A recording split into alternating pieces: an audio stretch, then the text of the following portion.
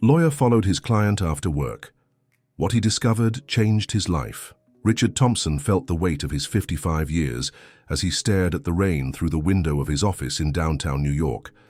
After 3 decades as a corporate lawyer, few things surprised him anymore, until Jennifer Walker entered his life and began displaying behaviors that didn't fit the profile of his usual clients. That's when he noticed the gesture again. Jennifer discreetly checked her watch, for the 3rd time in less than half an hour. Richard had already observed this pattern in their recent meetings. No matter how important the discussion, at exactly 6 p.m., she would make an excuse and leave in a hurry. "We need to finalize this review of the land documents, Ms. Walker. Skyline Developers is pressing for an answer by tomorrow," Richard said, carefully watching his client's reaction. "Of course, Mr. Thompson, but I have an unbreakable commitment at 6 p.m. Can we continue first thing tomorrow morning?" she replied, organizing her papers with the same methodical efficiency she displayed in everything. "A commitment that happens every day at the same time?" Richard asked, trying to sound casual as he closed the file on the land dispute case in Riverside. Jennifer hesitated for a moment, her gaze fixed on the file before answering with a rehearsed smile. "Family matters, Mr. Thompson. Nothing that affects our case." But there was more. Richard was known for his ability to read people. He hadn't become New York's top corporate lawyer without that skill. Jennifer's nervousness when mentioning certain property owners, her reluctance to share details about her personal interest in the case, the phone calls she took away from him. Small details that painted an inconsistent picture. The New York rain continued relentlessly as Richard, defying 30 years of impeccable professional conduct, decided to follow his client. He told himself it was just professional caution. After all, Skyline Developers was one of his firm's biggest clients, and any irregularities could jeopardize the case. Grabbing his umbrella, he kept a safe distance as he watched Jennifer get into her sleek black SUV, the perfect match for the executive consultant image she projected. The congested New York traffic made it easy to follow her unnoticed. To his surprise, instead of heading toward the Upper East Side, where she claimed to live, Jennifer drove for nearly 40 minutes to a modest neighborhood on the outskirts of the South Side. Richard parked discreetly and watched, intrigued, as Jennifer stepped out of the car. The transformation was immediate and striking. As if shedding a mask, the poised, formal woman he knew had vanished.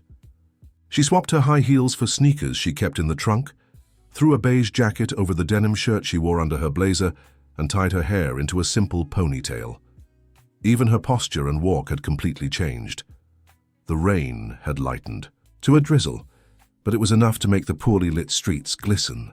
Richard, in his dark suit, felt out of place, but continued following Jennifer from a distance. She greeted people along the way with familiarity, smiling openly, something she never did in their formal meetings. "Mrs. Wilson, how's the paperwork we discussed last week?" Jennifer asked an elderly woman sweeping in front of a small grocery store. "Oh dear, it's all set aside like you asked. Mr. Johnson gathered his papers too. You're meeting at the community center today, right?" Richard moved closer, hiding in the shadows to listen better. Community center? What kind of meeting could his client possibly have in a place like that? Following her for 2 more blocks, he saw her enter a modest building with a faded sign, New Dawn Community Center. Through the partially open window, Richard could see inside. The elegant consultant now seemed like a completely different person, distributing documents on a makeshift table while about 20 residents gathered around her. "Everyone, I need you all to understand the seriousness of the situation," Jennifer's voice came through clearly to him. "Skyline Developers is using aggressive tactics to pressure you into selling your properties. The offers may seem tempting now, but they're a fraction of the real value." Richard felt a chill down his spine. Jennifer was talking about the same case he was representing her in, but from a completely opposite perspective. He was the lawyer for Skyline Developers, hired to facilitate the acquisition of those very lands for a major real estate project. "Mrs. Margaret Jones, your property is right at the center of the area they want," Jennifer continued, pointing to a frail-looking woman. Don't sign anything without consulting me, please. Richard recognized the name immediately. Margaret? Jones was the priority target mentioned in the strategy meetings with the developers. How did Jennifer know that? Who was she really? Dear listener, if you're enjoying the story, don't forget to like and subscribe to the channel. It really helps us as we're just starting out. Now, back to the story. As he tried to process what he was witnessing, Richard instinctively stepped back, bumping into a trash can. The metallic clang echoed through the quiet street, making everyone inside the community center turn toward the window. For a moment, his eyes met Jennifer's, and he saw recognition, then shock, flash across her face. "Excuse me for a moment," she told the group before quickly stepping outside. Richard had no time to hide. There they stood, under the light. Drizzle on the dark, wet sidewalk of a working-class neighborhood, staring at each other in tense silence. Him, the renowned corporate lawyer, caught like an amateur spy. Her, his enigmatic client, caught in a double life. "What is the meaning of this, Mr. Thompson?" Jennifer's voice was low but laced with restrained fury. "Are you following me now?" Richard adjusted his tie, trying to regain his professional composure. "I noticed inconsistencies in your statements about the case. As your attorney, it's my duty to verify the truthfulness of my client's information. And that includes tailing me like some cheap detective?" She crossed her arms, her beige jacket stark against the dark night. "What exactly is going on here, Ms. Walker? You hire me to represent you in a land dispute case, and then I find you advising the opposing side?" A group of residents began gathering near the community center door, curious about the argument. Jennifer glanced back nervously before fixing Richard with a glare. "Our contract is terminated, Mr. Thompson. I'll formalize the end of our professional relationship first thing tomorrow. Now I'm asking you to leave immediately. You're not going to give me any explanation. This could be a conflict of interest, Ms. Walker. As an attorney, you know the ethical implications." "Mr. Thompson," she cut in, her voice icy, "leave. There's nothing here for you." Richard felt the weight of the rain intensifying, soaking his expensive suit. He gave a curt nod and turned away, walking toward his car parked a few blocks down. As he walked, his mind raced, desperately trying to piece together the puzzle. Throughout his career, he always knew exactly which side he was on. The side that paid the most. Now, for the first time, he questioned whether he was on the right side. The next day dawned sunny, a stark contrast to the storm brewing in Richard's mind. He had slept poorly, tossing and turning through nightmares where he was both the accuser and the accused. He arrived at the office early, determined to review every detail of the Riverside case before formally stepping away. His secretary, Nancy, an efficient middle-aged woman who had worked with him for 15 years, interrupted his focus. "Mr. Thompson, Ms. Jennifer Walker is here. She insists on seeing you even without an appointment." Richard looked up, surprised.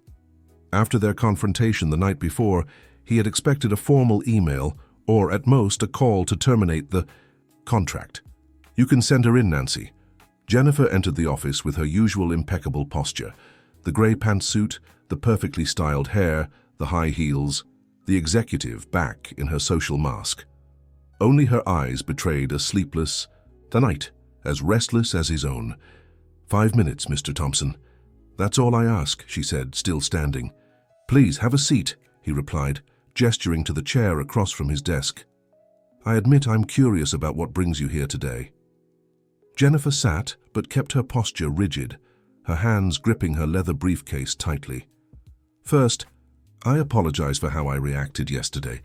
It was unexpected to see you there. I imagined so. I also owe you an apology for following you.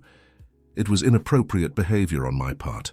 An uncomfortable silence hung between them before Jennifer continued. "Mr. Thompson, Richard, there are things about me you need to know. Not to continue as my lawyer, that chapter is closed, but because last night, after you left, I realized something important." "And what would that be?" "I realized you're exactly the kind of person I need on my side." Richard raised his eyebrows, surprised by her frankness. "Ms. Walker, after what I witnessed yesterday, I have serious doubts about any partnership between us. My real name is Jennifer Miller, she said, ignoring his remark. I was born and raised in Riverside, in the same community you saw yesterday. The revelation caught Richard off guard.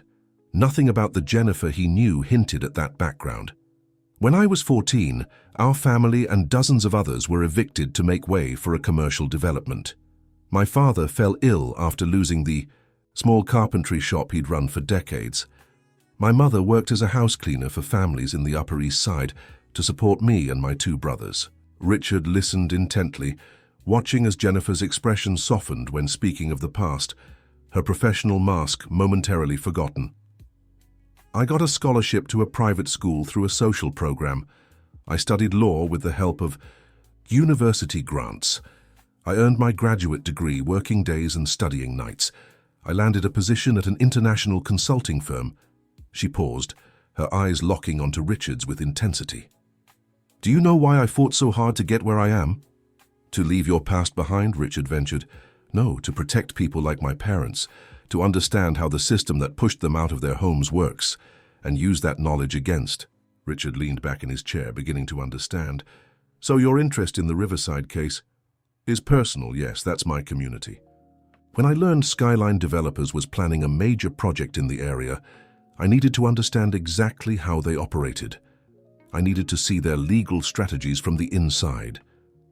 And that's why you hired me, Richard asked, a hint of indignation in his voice. Jennifer met his gaze directly. I hired you because you're the best. Because I wanted to understand how you think so I could fight you more effectively. The bluntness of the answer hit Richard like a punch. In 3 decades of his career, no one had ever been so direct about using him. You used me as a source of privileged information. That could cost me my law license, you know. I never asked you to break client confidentiality. I never requested information about Skyline Developers directly. I just hired your services for a legitimate case and observed your methods. Technically, she was right, but Richard still felt manipulated. Why are you telling me all this now? What changed since yesterday? Jennifer took a deep breath before answering. Because, last night, after seeing you there, so out of place in your expensive suit on those dirt roads, I realized something. I saw in your eyes what I didn't expect to see. Doubt. And someone who can still doubt after 30 years defending corporations might be exactly the ally we need. Richard stood and walked to the panoramic window of his office. Below the quay, Heart of New York pulsed in its frantic rhythm. How many stories like Jennifer's had played out to build each of those skyscrapers? How many displaced communities? How many upended lives? And how many times had he been the legal instrument that made it happen? What exactly do you expect from me, Jennifer? He finally asked, using her first name for the first time. Nothing. I just wanted you to understand why I did what I did. I don't believe that. You're not the type to make social calls for explanations. A faint smile crossed Jennifer's face. You're right. I came because, despite everything, I still need someone with your knowledge. Not as my lawyer, but as an informal consultant. Someone who can tell me what Skyline Developers' next moves will be. Richard shook his head in disbelief. You really have nerve. After admitting you used me, you still ask for my help to hurt a client of my firm? Not to hurt, Richard. To prevent an injustice. These are families who've lived there for generations. People who built their lives on that land that's now worth millions just because of real estate speculation. And what do I get by helping you? Jennifer held his gaze for a long moment before answering. The chance to do the right thing, maybe for the first time in a long while. The words hung between them, heavy with challenge and possibility. Richard felt something stir inside him, a restlessness he'd suppressed for decades of detached professional practice. I need to think, he said finally. This could destroy my career. I understand. Jennifer stood, adjusting her blazer with an elegant gesture. Here's my personal card with my private number. If you decide to talk more, call me. She placed a small card on the desk and walked toward the door. Before leaving, she turned one last time. You know what my father used to say before he got sick? That the difference between a good man and one who just seems good is what he does when no one's watching. Yesterday you were watching us, Richard. Now the question is, who's watching you? The door closed softly behind her, leaving Richard, alone with thoughts he hadn't had in decades of his career. Dear listener, if you're enjoying the story, please take a moment to like and especially subscribe to the channel. It helps us a lot as we're just starting out. Now continuing. The following days were a whirlwind for Richard. During the day, he carried on with his usual work at the firm, but every document he signed, every meeting he led, it all felt different now. At night, he revisited old cases, victories he'd won brilliantly over the years. How many riverside neighborhoods had he helped turn into luxury condos? In his penthouse in Central Park West, Richard had lived alone since his divorce 10 years ago. His ex-wife, Catherine, had always complained that he was married to his work. His son, Matthew, now 28, lived in London, and they rarely spoke. The Quijote, elegant apartment, decorated by a professional, had never truly felt like a home. It was more like a trophy, proof of success. That Friday, a week after meeting Jennifer, Richard left the office early and did something he'd never done before. He took the subway toward the south side. He wanted to see Riverside in daylight, not following anyone, just to better understand. What was at stake? The neighborhood was a striking contrast next to the Upper East Side. On one side, mansions and luxury condos. On the other, simple, sometimes precarious buildings stretching uphill in a maze of narrow alleys. But there was life there. Kids playing soccer on makeshift fields, small shops, people chatting on sidewalks. He passed the New Dawn Community Center, but it was closed. He kept walking, observing every detail with eyes that truly wanted to see, not just assess. That's when a voice interrupted him. "You're not from around here, are you?"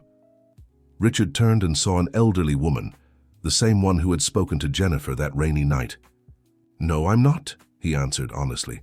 "Just getting to know the neighborhood." You look like some city inspector or something," she said, suspicious. "Actually, I'm a lawyer." The woman's face hardened immediately. "Oh, one of those going around asking folks to sign papers? You can leave, mister. We've been warned about your kind." "No, ma'am, I'm not here for that," Richard hurried to explain.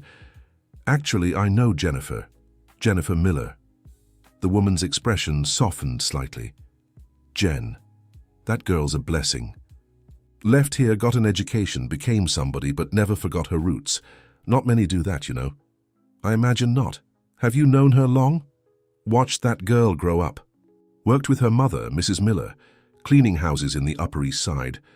After the eviction, when they lost everything, Jen swore she'd come back one day and help us. And look at her. She did." Richard felt a lump forming in his throat. "What eviction was that, if you don't mind me asking?" "Oh, that was over 20 years ago. Some big company came in, bought up a bunch of land, promised jobs, new houses, all sorts of things. Mr. Miller, Jen's father, didn't want to sell his wood shop. Then they sent men with papers full of fancy words. Said they'd sue, said he'd lose everything." The story sounded painfully familiar to Richard. "What happened after?"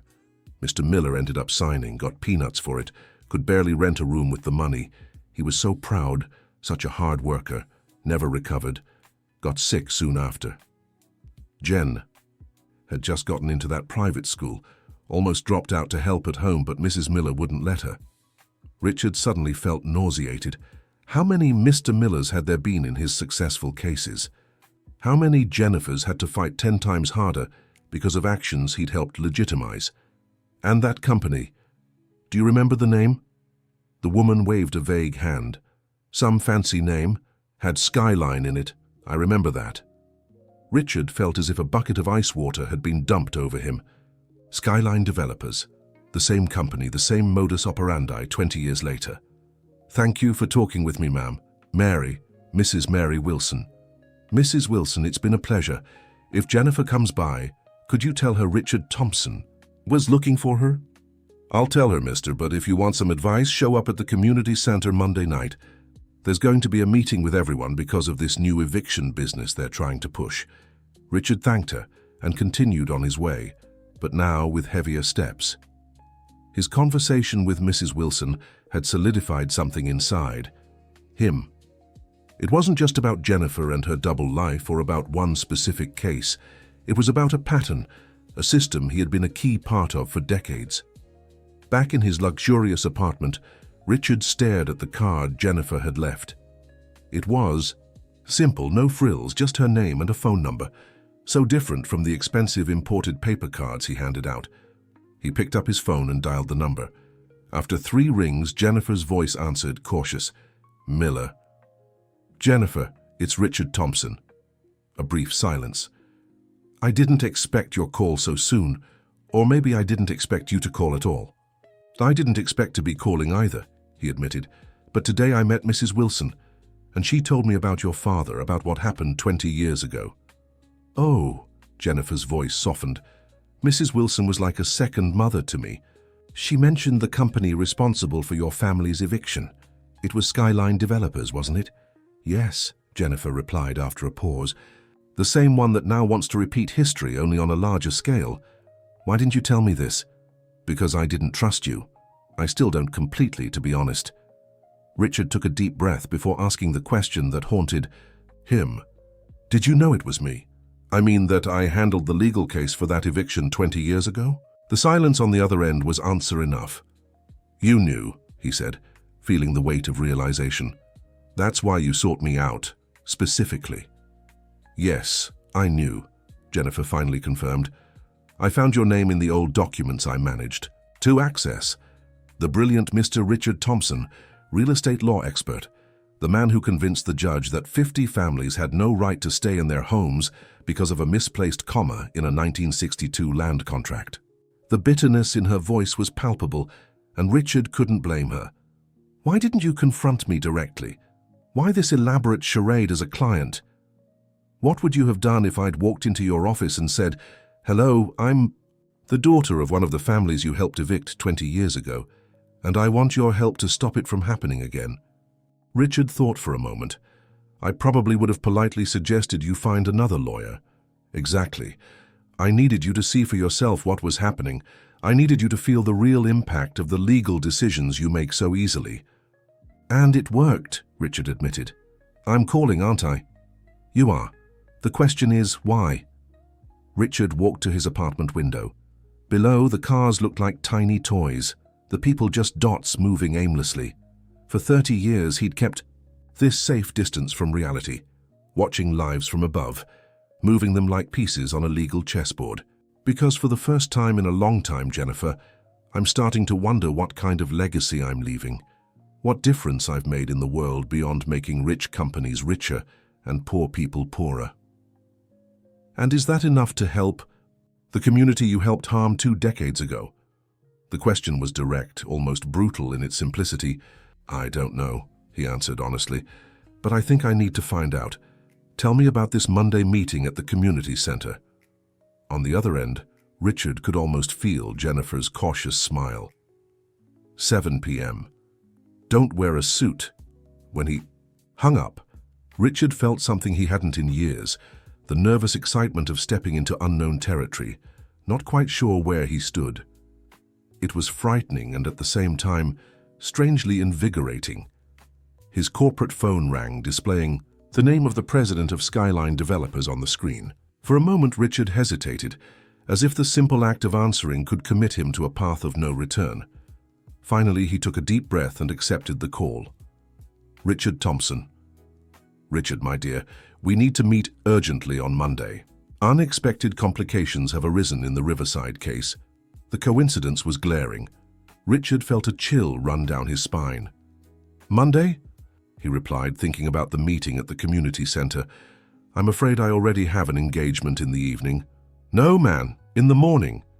At 9 a.m., it's imperative that you're present. Those residents are more organized than we anticipated. Someone is advising them legally. Richard swallowed hard, thinking of Jennifer. I'll be there, he confirmed, ending the call. Monday would be the day he'd finally have to choose a side. Not just in theory, but in practice. And for the first time in his 3-decade career, Richard Thompson wasn't sure what his choice would be. Dear listener, if you're enjoying the story, don't forget to like and especially subscribe to the channel. It helps us a lot as we're just starting out. Now, continuing. Monday morning arrived with the cloudy skies of New York threatening rain. Richard woke up before his alarm after yet another restless night. He stared at his closet full of expensive suits as he got ready for the meeting at Skyline Developers. Each piece of clothing representing a professional success, a case. One, a satisfied client, a perpetuated system. When he arrived at the imposing Skyline Developers building on Fifth Avenue, Richard was led directly to the president's conference room. The place exuded power and money, rich wood paneling on the walls, original artwork, a panoramic view of the city. Everything designed to impress and intimidate. Already gathered were Edward Skyline, the president and heir of the company founded by his father, along with 2 directors and the head of the company's internal legal department. All men, all wearing suits that cost more than many Riverside residents earned in a year. "Richard," Edward stood to greet him with a firm handshake and a smile that didn't reach his eyes. "Thank you for coming on such short notice." "The case deserves special attention," Richard replied automatically, taking his seat. "No doubt. We have a serious problem on our hands." Edward gestured for his assistant to distribute some folders. "Somehow the Riverside residents are receiving sophisticated legal guidance. They've started filing appeals and injunctions that could significantly delay our timeline." Richard opened the folder and feigned surprise as he examined the documents. "Interesting. The arguments are really well structured." "More than that," interrupted Marcus, the company's legal director. "They're using the exact same strategies against us that we've used in previous cases." As if they know our playbook inside out, Richard kept his expression neutral, but his heart raced. They were clearly talking about Jennifer and her work. "I suspect some pro bono law firm may have taken on the case," he said, trying to deflect attention. Edward leaned forward, fingers interlaced on the conference table. "The problem isn't just that, Richard. We've received information that someone is digging into old cases from the company, including that 1998 operation also in Riverside. The case involving Jennifer's father." Richard's mouth went dry. "Digging how?" "Requesting copies of court records, asking questions, connecting dots, and that could be problematic." "Why?" asked Richard, trying to sound casual. "That case was resolved with complete legality. You were just starting at the company back then, if I recall correctly." A cold smile appeared on Edward's face. "Yes, it was my first major project after taking over operations. And yes, everything was legal thanks to your excellent work. But you know how it is, Richard. Public perception changes. What was acceptable 20 years ago might be seen differently today. We don't need that kind of noise now, especially when we're in the final approval phase for the current project." Richard nodded slowly, processing what he was hearing. There was something in Edward's tone that deeply unsettled him. "What exactly do you expect me to do?" Marcus, the legal director, spoke up. "We need to identify who's behind this residents' organization. Neutralize the threat at its root, and we need more. Assertive strategies to acquire the key properties." "Assertive?" Edward waved his hand dismissively. "Nothing illegal, of course, just more efficient. Increase offers for some strategic owners, maybe apply a bit more pressure on others. The usual." Richard felt a growing unease. For 3 decades he'd sat through meetings like this without blinking. Now, every word sounded like what it really was: calculated strategies to destabilize an entire community. "And what if some refused to sell no matter the offer?" he asked, thinking of Mrs. Wilson and the stories he'd heard about people's attachment to the places where they'd built their lives. A momentary silence hung in the room before Edward replied with a practiced smile. "Everyone has a price, Richard. It's just a matter of finding out what it is." The meeting continued for another hour, detailing strategies and tactics. Richard participated mechanically, offering legal suggestions when asked, but his mind was elsewhere, on the people he'd met in Riverside, the stories he'd heard, and the meeting happening that very night at the community center. At the end, as everyone stood to leave, Edward called him back.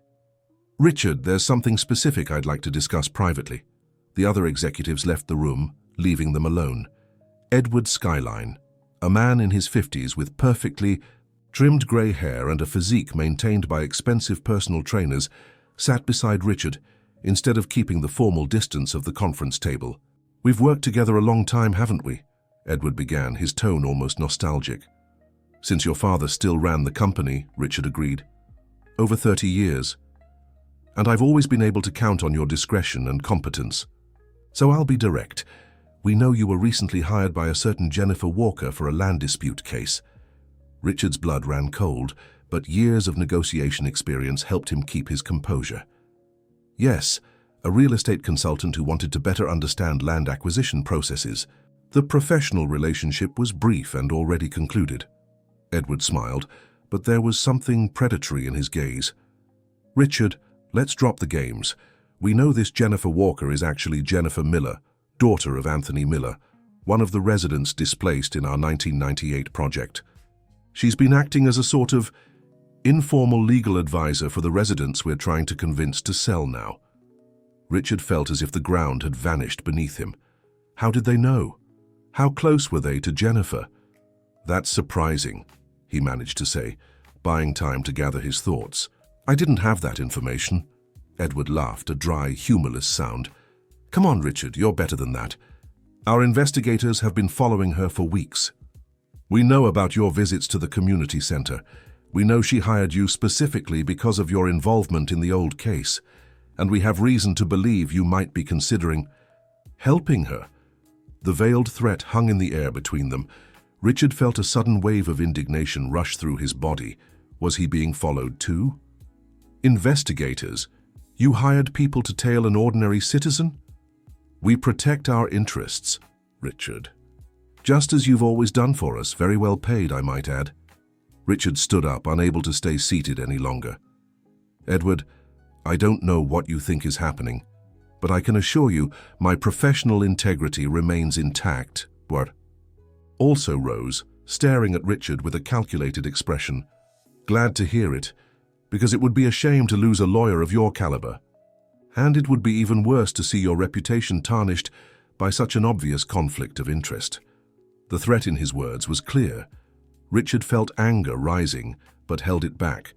Now wasn't the time for an open confrontation. If that's all, Edward, I have other commitments. Just one more thing. Edward walked to his desk and pulled out an envelope.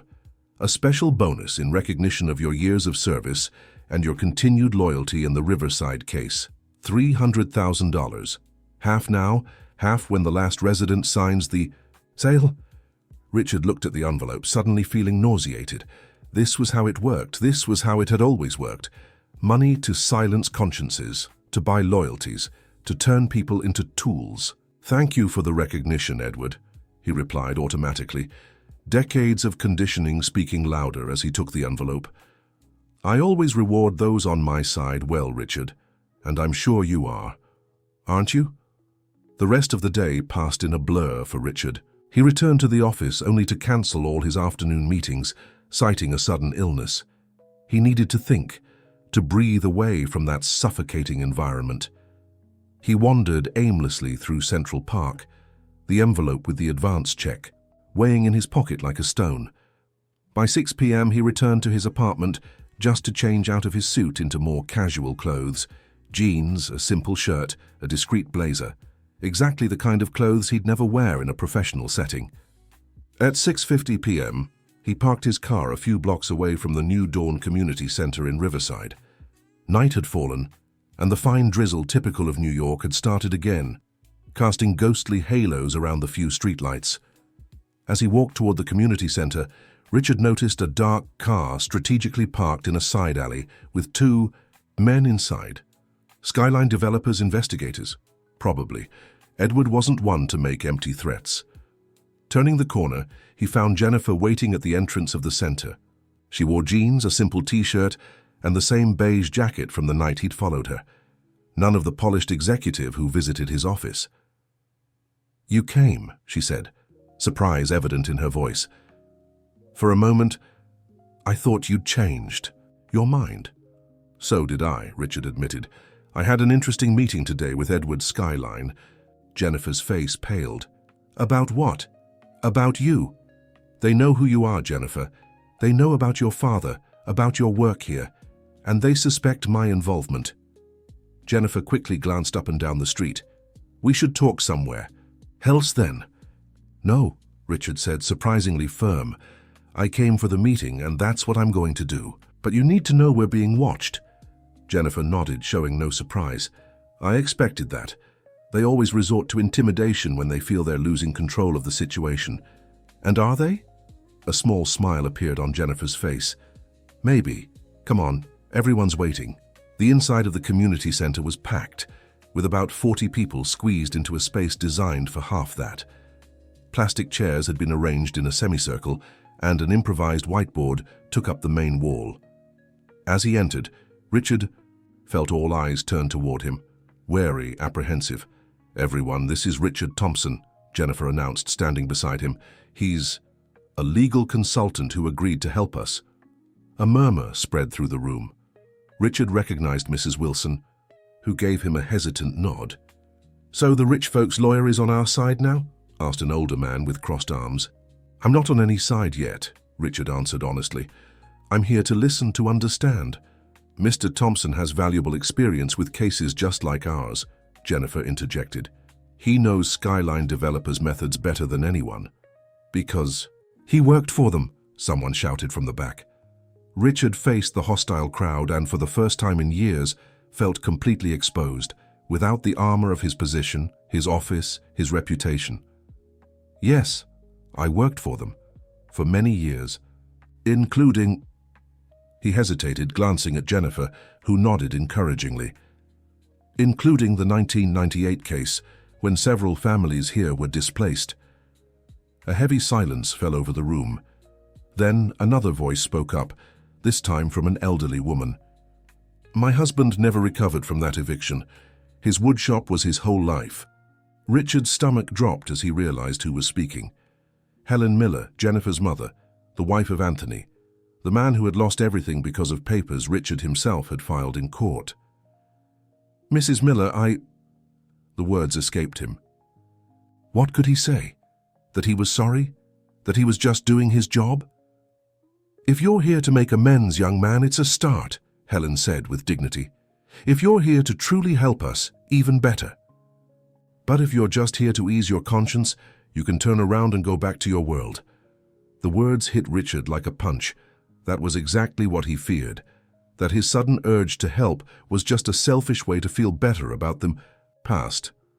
"I don't exactly know why I'm here," he admitted, deciding on total honesty, "but I know I want to hear you out. I want to understand what's happening and see if I can make a difference this time." A tense silence followed his words until Jennifer took charge of the meeting.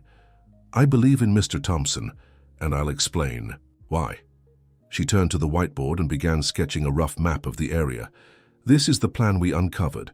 Skyline Developers doesn't just want these blocks for an ordinary project. What they really want is this." As Jennifer explained, the project details and the developers' strategies, Richard watched her with growing admiration. She had complete command of the subject, breaking down complex legal concepts clearly, answering questions patiently, keeping hope alive in people who had every reason to feel defeated. After the meeting, as most had left, Richard approached. "Helen Miller. Mrs. Miller, I know nothing I say can make up for what happened to your family, but I want you to know I'm sincerely willing to help now." She studied him with weary eyes that had seen much suffering and much strength. "You know what my Anthony always said? No matter how long you've walked in the wrong direction, it's never too late to turn around." He'd want to know the man who helped take our livelihood is now trying to do right. Her eyes filled with tears, and Richard felt his own grow moist. "Is he still—" "No," Helen answered, with the dignity of someone who has carried much pain. "He passed 5 years. Ergo, he never fully recovered from that day." Richard bowed his head, feeling the weight of that loss as if it were personal. "I'm sorry, truly. The past is gone, young man. What matters is what we do from here on out." When Helen walked away to help organize the space, Jennifer approached Richard. "That was the first time I've seen my mother speak civilly to anyone connected to the developers. She's an extraordinary woman, just like her daughter." Jennifer smiled faintly, adjusting some papers in her folder. "Still don't trust me?" Richard asked. "A little," she admitted. "Old habits die hard. But the fact that you came knowing the developers are watching, that means something." Richard suddenly remembered the envelope in his pocket. He took it out and handed it to Jennifer. Edward Skyline gave this to me today. A special bonus for my continued loyalty. Jennifer looked at the check and widened her eyes. $150,000, and you're giving it to me. Consider it a donation to the cause, or the start of my apology to this community. Jennifer stared at the check for a long moment, then looked at Richard with an unreadable expression. You know this is a point of no return, don't you? If you openly help us, your career as you know it is over. Richard glanced around the simple community center, thinking of everything he had witnessed that evening. The stories he'd heard, the faces he'd seen, the dignity and determination of these people. Maybe it's time to build a different kind of career, one where I can look in the mirror without flinching. As they left the community center together, the drizzle had turned into heavier rain. Richard offered Jennifer a ride, which she accepted after a moment's hesitation. On the way to her apartment in Chelsea, her real address, not the fake one she'd given as Jennifer Walker, they talked about next steps, legal strategies, possibilities. When they arrived, Richard stopped the car but kept the engine running. "Why do you think Edward told me he knew who you were?" he asked, a question that had haunted him since the morning meeting. "He could have just pulled me from the case without explanation." Jennifer thought for a moment, the rain creating hypnotic patterns on the windshield. "Maybe he wanted to see your reaction, or maybe—" She hesitated. "Maybe what?" "Maybe he wanted you to warn me, to let me know I'm being watched." The implication hung between them, intimidation, a threat. "Be careful, Jennifer," Richard said, suddenly worried. "Edward Skyline isn't the type to leave obstacles in his way when he wants something." "I know that better than anyone," she replied with a sad smile. "After all, I grew up seeing the consequences of his methods." Watching her step out of the car and walk to the building entrance, Richard felt determination growing inside him. The check he had given Jennifer wasn't just money, it was a symbol, a declaration that after decades serving a system he now recognized as unjust, he was ready for change.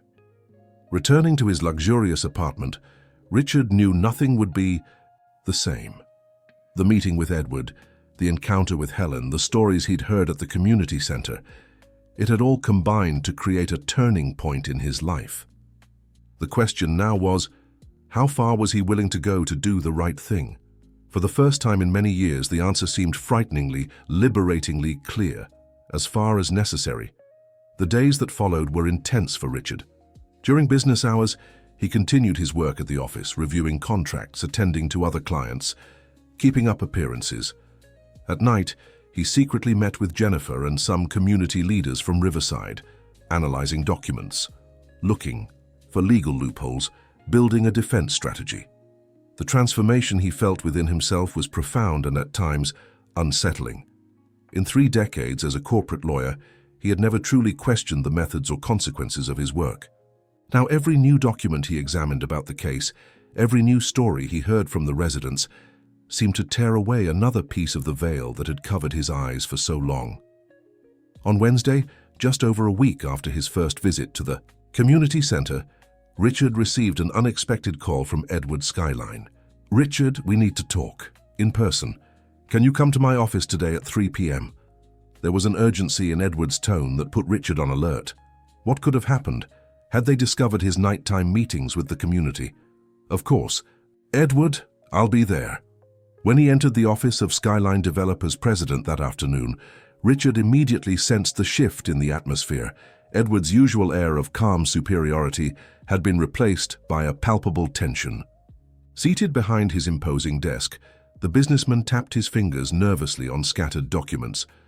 "Close the door, please, and make sure we won't be interrupted." Richard obeyed, feeling a knot form in his stomach. Something was very wrong. "Is there a problem, Edward?" "You could say that." The businessman gestured to the chair across from him. "Sit down.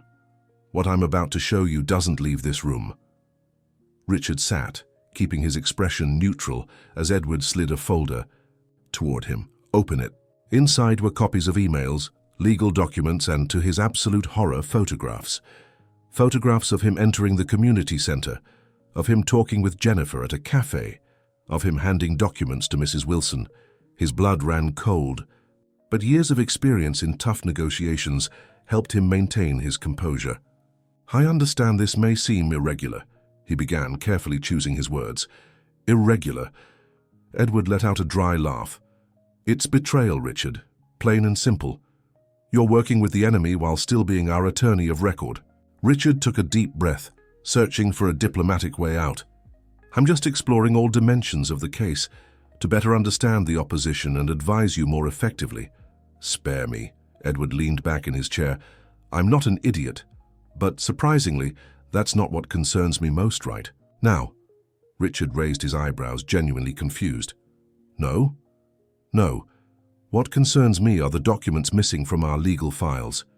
Documents only you, I, and the legal director had access to." Richard's heart raced. Missing documents. He hadn't taken anything. What documents? Original contracts from 1998, land assessments, internal memos about the expropriation strategies. Edward leaned forward, his eyes locked on Richard. Oddly enough, all related to that first operation in Riverside. "Edward, I can assure you I had nothing to do with any missing documents. My professional integrity—" "Your integrity?" Edward cut him off with a bitter laugh. "The man secretly helping people who intend to sue his own client is talking about integrity." Richard felt indignation rise. It was hypocrisy, certainly, but he still felt compelled to defend himself. "I'm not helping anyone sue the company, I'm just—" He hesitated, realizing there was no way to explain his actions without digging himself deeper. "Just what? Easing your conscience?" Edward shook his head with apparent disappointment. "I was genuinely surprised, Richard. 30 years working together, and I truly believed we shared the same values." Richard almost laughed at the irony. Values? What values were there in evicting families, manipulating the legal system, pressuring vulnerable people? Maybe that's exactly the problem, Edward. Maybe I've finally realized what those values really are. A tense silence hung between them. Richard expected to be fired on the spot, but surprisingly, Edward only smiled. A cold smile that didn't reach his eyes. "Well, regardless of your sudden attack of conscience, we still have a deal to close. And something tells me you'll want to stay on this case until the end." "Why would you think that?" Edward reached for his notebook and turned the screen toward Richard. A security video showed a woman sneaking into the law office at night, using an access card to enter and heading straight for the files. "Jennifer, your friend has impressive skills," Edward remarked with false admiration. "Getting an access card, knowing the exact location of the documents. Almost as if someone on the inside helped her." Richard swallowed hard, his mind racing. He hadn't helped Jennifer break into the office. He hadn't shared his access card. How had she managed it? And why hadn't she told him? "I had nothing to do with this," he said, and for the first time in the conversation, he was completely honest. "Maybe, maybe not. But if I show this video to the Bar Association, along with photos of your meetings, what do you think their conclusion will be?" Edward paused, letting the threat linger. "At the very least, gross negligence for allowing unauthorized access to confidential client documents. At worst, direct complicity." Richard felt trapped. Edward had everything: proof of his meetings with the community, the video of Jennifer breaking into the office, all pointing to a conspiracy that could cost him his law license, his reputation, everything he'd built over decades. "What do you want, Edward?" The businessman smiled, knowing he'd won this round. "I want you to stay on the case. I want you to keep meeting with this community. But now, I want detailed reports on everything. Strategies, documents they have, next steps. You'll be my eyes and ears inside." "You're asking me to be a spy?" Richard couldn't hide the shock in his voice. "I'm offering an elegant way out for both of us. You keep practicing law, I don't destroy your career, and in the end, the project moves forward." Edward leaned back in his luxurious chair, watching the internal struggle on Richard's face. "I'm sure you'll make the right choice. After all, as they say, blood is thicker than water, isn't it?" The comment was so unexpected, so seemingly out of place, that Richard frowned in confusion. "Excuse me." "Oh?" Edward raised his eyebrows in feigned surprise. "I thought you knew. Your friend Jennifer didn't mention our family connection?" Richard felt as if the ground had vanished beneath his feet. What connection? Edward opened his desk drawer and pulled out a framed photo, turning it so Richard could see. In the old photograph, two teenagers smiled, a boy about 15 and a girl around 12. Even with the age difference, the family resemblance was undeniable. The same eyes, the same face shape. I knew Jennifer as Jennifer Walker, her adoptive mother's name, but she was born Jennifer Miller Skyline, my baby sister. Richard stared at the photo, utterly stunned. Jennifer and Edward, siblings, the woman who dedicated her life to defending the community and the man determined to remove them from their homes, were blood relatives? How, was all he could manage to say. How did we separate? Edward put the photograph back, in the drawer. Our family fell apart after losing the properties in Riverside. Our father, the proud carpenter, sank into depression. Our mother could barely support 3 children. I, as the eldest, went to live with my paternal uncle, who coincidentally worked for Skyline Developers. Our middle brother went to live with grandparents in the countryside. And Jennifer, the youngest, was luckier. A bitter smile crossed his face. She was adopted by a wealthy family from the Upper East Side who couldn't have children. She had access to the best education, opportunities we never had. Richard processed the information, trying to reconcile this revelation with everything he knew. And your last name? My uncle had no children. When I started working at the company, he introduced me to old Mr. Skyline as his nephew. Years later, when I married his daughter, I took the family name as a condition to assume the presidency of the company. The irony was almost unbearable. The man who now led the company, responsible for his own family's disintegration, was determined to repeat the process with other families in the same neighborhood. Does Jennifer know this? That you're her brother. We haven't been in touch for over 20 years. She probably still thinks I'm Edward Miller, the brother who left the family behind. He waved a dismissive hand. Or maybe she knows. Maybe that's exactly why she's so determined to interfere with my business. Family revenge, who knows? Richard tried to organize his thoughts, which seemed to spin in tighter and tighter circles. Jennifer had never mentioned a brother who now ran the construction company. She had only spoken of her broken family, of her father who never recovered. Why had she hidden this crucial detail? Why are you telling me this now? Edward rested his elbows on the desk, interlacing his fingers. Because I want you to understand who you're dealing with. If Jennifer is capable of using you, a man with your experience and reputation, as a pawn in her personal game, I can only imagine what else she might be willing to do. The implications hung in the air, heavy as storm clouds. Was Jennifer using him merely as part of some family vendetta? Was the resident's cause just a pretext to target her brother? I'll need time to think, Richard finally said, standing up. His legs felt like lead. Of course, Edward nodded. Magnanimously. Take all the time you need until Monday. After that, I'll need your decision. Either work with me on my terms, or the consequences will be significant. Dear listener, if you're enjoying the story, don't forget to like, and especially subscribe to the channel. It helps us a lot as we're just starting out. Now continuing, Richard left the Skyline Developers building with his head spinning. The afternoon sun in New York seemed blinding, almost hostile. He got into his car and sat there for long minutes, trying to process everything he'd learned. Jennifer and Edward, siblings, torn apart by the same tragedy that now threatened to repeat itself for an entire community. The irony was almost Shakespearean. His phone rang, Jennifer's name flashing on the screen. For a moment he considered not answering. He felt betrayed, manipulated. Why hadn't she mentioned this crucial detail about Edward? Why had she broken into the office without telling him? But he needed answers. He needed to hear her side. Hello, he answered, his voice colder than he intended. Richard, did something happen? Jennifer immediately noticed the shift in his tone. Could we meet? Now? He didn't want to have this conversation over the phone.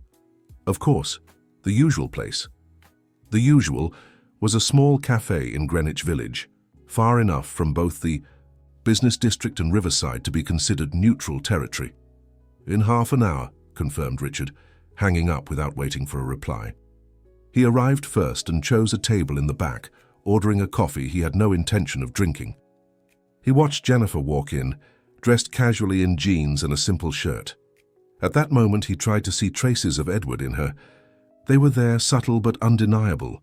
The shape of her chin, the way she walked. How had he not noticed before? "You seem tense," she said, sitting across from him. "What happened?" Richard studied her face for a moment, searching for signs of deceit or manipulation. He found only genuine concern. "I had an interesting meeting with Edward Skyline today." The shift in Jennifer's expression was almost imperceptible, but he caught it. A slight tightening of her jaw, a glint of caution in her eyes. "About what?" "Several things. He knows about our meetings, has photos of everything. He knows about you advising the community." Richard paused before continuing. "He also showed me a very interesting video of you entering my office at night and accessing confidential files, something you curiously forgot to mention." Jennifer lowered her eyes for a moment, the first sign of vulnerability she'd shown. "I was going to tell you, I was waiting for the right time." "The right time?" Richard couldn't keep the indignation from his voice. "Jennifer, you broke into my office, you used some kind of unauthorized access to enter private property and retrieve documents protected by attorney-client privilege. This could ruin my career, not to mention the possible criminal consequences." "I didn't break in. I used the cleaning crew's access card. They work for an outside company that also services the consulting firm where I work. Nothing was forced, nothing was broken." "As if that makes it all acceptable." Richard shook his head in disbelief. "Why, Jennifer? Why do this without telling me?" She finally looked up, meeting his gaze directly. "Because I needed to confirm a suspicion, and I couldn't risk involving you directly. I was protecting you." "Protecting me?" Richard let out a dry laugh. "Edward has a video of you entering the office. He's blackmailing me with it, saying if I don't spy on the community for him, he'll send the footage to the Bar Association." Jennifer paled, and Richard saw the weight of her actions finally hit her. "Richard, I'm so sorry. I never meant to put you in this position." "There's more, Jennifer." He leaned forward, lowering his voice. "Edward told me about you. He showed me a photograph." She froze, the color draining completely from her face. "A photograph?" "Of you and him as teenagers, before the family split up." Jennifer closed her eyes for a moment, as if processing that her secret had been revealed. "He told you he's my brother." It wasn't a question. "Yes, and what puzzles me most is, why didn't you tell me? Why hide something so fundamental?" Jennifer glanced around nervously before answering in a low voice. "Because I was afraid you wouldn't believe my motives, that you'd think it was just a personal matter, a family vendetta and not a legitimate cause." "And isn't it?" Richard challenged. "Edward certainly believes so." "Of course he would think that," she said, a bitterness in her voice Richard had never heard before. "It's easier for him to believe I'm acting out of resentment than to face the fact that he's about to destroy lives, just like what happened to our own family." "Tell me the full story, Jennifer. No omissions this time." She took a deep breath as if gathering strength, then began to speak. "Edward was the oldest. I was the youngest, with Robert in between. When we lost everything, our family literally fell apart. My father sank into depression. My mother could barely cope. At 16, Edward went to live with our Uncle Richard, my father's brother, who ironically worked as a construction manager at Skyline Developers. It was the only option, since we couldn't all fit in the small apartment where my grandparents took in Robert." Jennifer paused to take a sip of water before continuing. "I had what many would call luck. A family from the Upper East Side, the Walkers, was looking for a child to adopt. My birth mother made the hardest choice of her life, letting me go so I could have opportunities she could never give me." Richard listened intently, seeing the pain in Jennifer's eyes as she relived those moments. "At first, we still saw each other. My adoptive parents allowed monthly visits, but over time it got harder. My birth father deteriorated every day. My mother had to work 2, sometimes 3 jobs. The visits became less frequent. And Edward. Edward changed. Every time I saw him, he was more distant, colder. He started wearing expensive clothes, speaking differently. My Uncle Richard introduced him to Old Man Skyline, who saw potential in him. He put him to work at the company while he was still young, paid for his education. Edward began to feel ashamed of our roots, avoiding our family gatherings. The last time I saw him was at my father's funeral 5 years ago. He showed up for 10 minutes, left flowers, and walked out without speaking to anyone. And when did you find out he had taken over as president of the company? Jennifer let out a bitter laugh. I always knew where he was, what he was doing. I followed his meteoric rise in the company, his strategic marriage to the owner's daughter, the adoption of the Skyline name. Meanwhile, I studied, earned scholarships, got into law school, vowing to use my privileges to prevent other families from going through what ours did. A puzzle piece clicked in Richard's mind. That's why you chose to work at a consulting firm, instead of opening your own law practice or working in human rights, to have access to the same world as Edward. Yes, I knew our paths would cross professionally eventually. I just didn't expect it to be under circumstances so similar to what tore our family apart. When I heard about the plans for Riverside, I couldn't believe the cruelty of fate, or Edward's. Richard fell silent for a moment, taking it all in. The story was more complex, more painful than he had imagined. Why break into my office? What were you looking for? Jennifer hesitated before answering. Records from the original 1998 case. I suspected there were irregularities in that expropriation, something that could be used as precedent to challenge the current project. And I found it. What? Fraudulent land assessments, signatures that don't match the originals on transfer documents, and something even worse, evidence that the company knew about environmental issues in the main area of the 1998 project, but deliberately hid them from authorities. Richard felt a chill run down his spine. He had worked on that case, presented those documents in court. If there was fraud, he could be considered complicit, even if just by negligence. Are you sure? Absolutely. I've already sent everything to an independent expert to confirm. If I'm right, this not only strengthens our current case but could reopen the 1998 one, potentially leading to compensation for the original families. Jennifer paused meaningfully. Including mine. Richard leaned back in his chair, his mind racing. If what Jennifer said was true, Skyline developers would face an unprecedented scandal. That would explain Edward's desperation to recover the documents, his willingness to blackmail him. Edward gave me until Monday to decide whether I'll spy on the community for him or face professional consequences. What are you going to do? That was the million-dollar question, wasn't it? What would Richard Thompson, the renowned corporate lawyer, do when faced with the most significant crossroads of his career? Honestly, I don't know. But we need more time. We need your expert to confirm these irregularities. Jennifer nodded. Slowly. He promised a preliminary report by Friday, but Richard, there's something you need to know. What?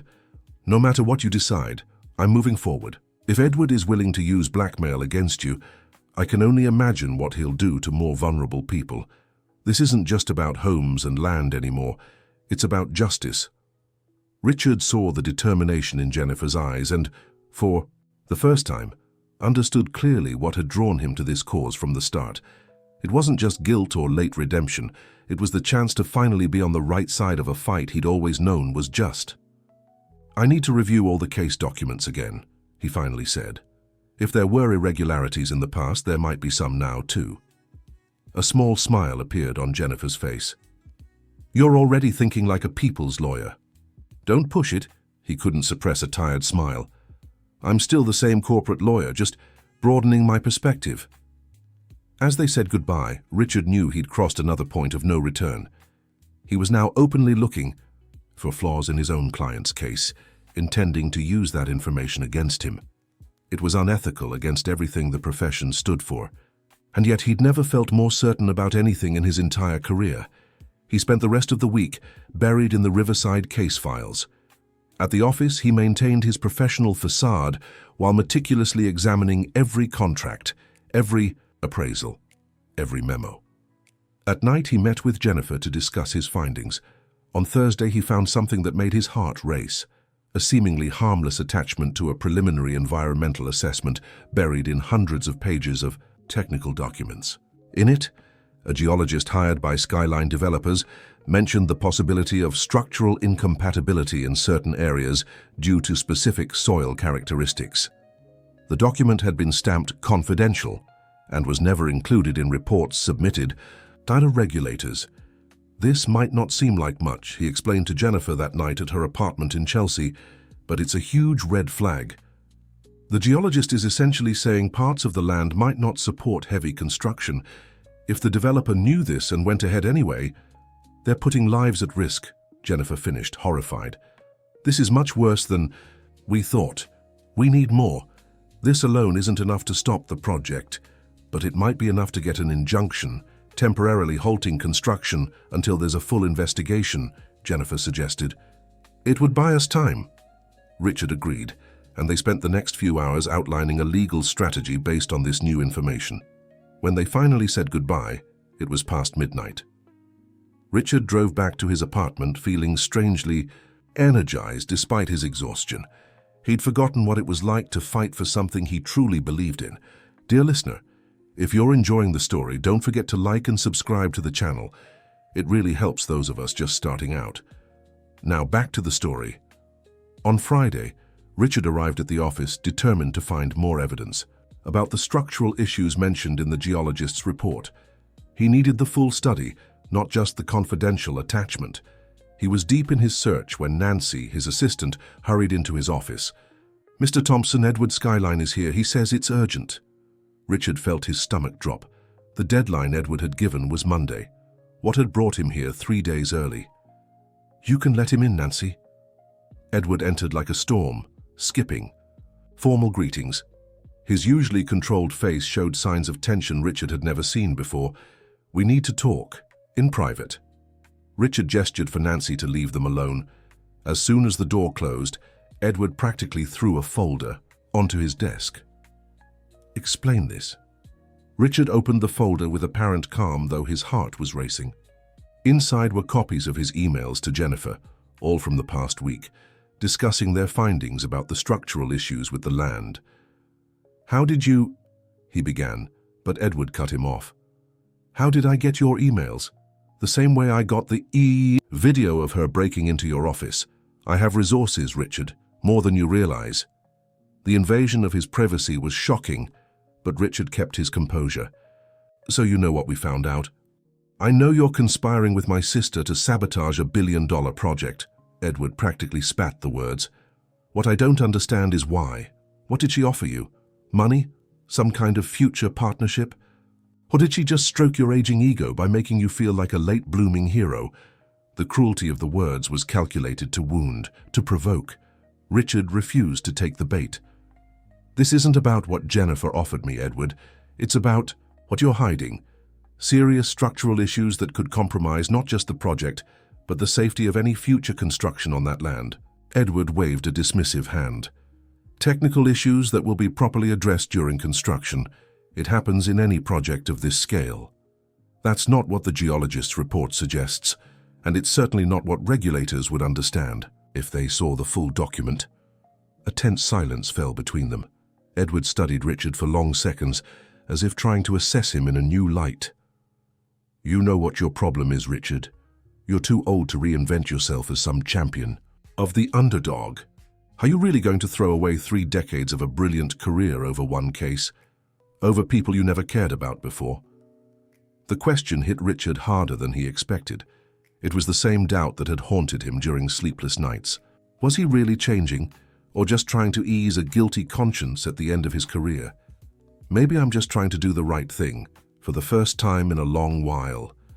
Edward let out a humorless laugh. "The right thing? Do you know what will happen to that area if our project doesn't move forward? It'll remain a cluster of shoddy buildings with no proper infrastructure, vulnerable to landslides in the next big storm.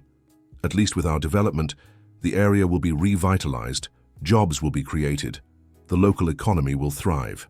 And the people living there now? Who built their lives, their stories in that place? They'll be properly compensated, Edward made a broad gesture with his hands. They can start over somewhere else. It's the natural course of progress, Richard. It's always been this way. Is that what they told your own family 20 years ago? That it was just the price of progress? The mention of family seemed to strike Edward like a physical blow. For a brief moment, his mask of the cold, calculating businessman slipped, revealing something almost vulnerable. Don't bring our family history into this. These are completely different situations. Are they? Richard challenged. Your father lost everything. Your family was torn apart. You ended up working for the very people who caused it all. And look at me now. Edward quickly regained his composure. President of one of the largest development firms in the country. Our father was a simple carpenter who refused to accept the reality of modern times. If he had been more flexible, more visionary, he'd still be alive today. Richard finished softly. Your family would still be together. Edward stood up abruptly, fists clenched at his sides. That's enough. I came here to give you one last chance, but I see you've made your choice. I'll formally fire you on Monday, and I can guarantee the Bar Association will receive a full dossier on your professional indiscretions. Richard also stood, meeting Edward's gaze directly. Do what you think is necessary, but know this. Our legal system may be flawed, but it still works. If you're hiding information that puts people at risk, it will come to light. Are you threatening me? Edward laughed incredulously. You? A lawyer who just betrayed his client's trust? It's not a threat, Edward, it's a fact. You can bring me down, but it won't stop what we've started. Jennifer won't give up. And now neither will I. The two men stared at each other for a long moment, decades of professional partnership crumbling in real time. Finally, Edward adjusted his suit jacket and walked toward the door. Before leaving, he turned back one last time. You'll regret this, Richard. Deeply. When the door closed, Richard collapsed into his chair, the adrenaline leaving his body and being replaced by deep exhaustion. He had just burned bridges that had taken 30 years to build. Monday would be his last day in the office he considered his second home. But strangely, he felt no regret. Only a clarity he hadn't experienced in years. He picked up the phone and dialed Jennifer's number. We need to talk, now. Half an hour later, they met again at the cafe in Greenwich Village. Richard recounted Edward's visit, the discovery of the emails, the impending termination.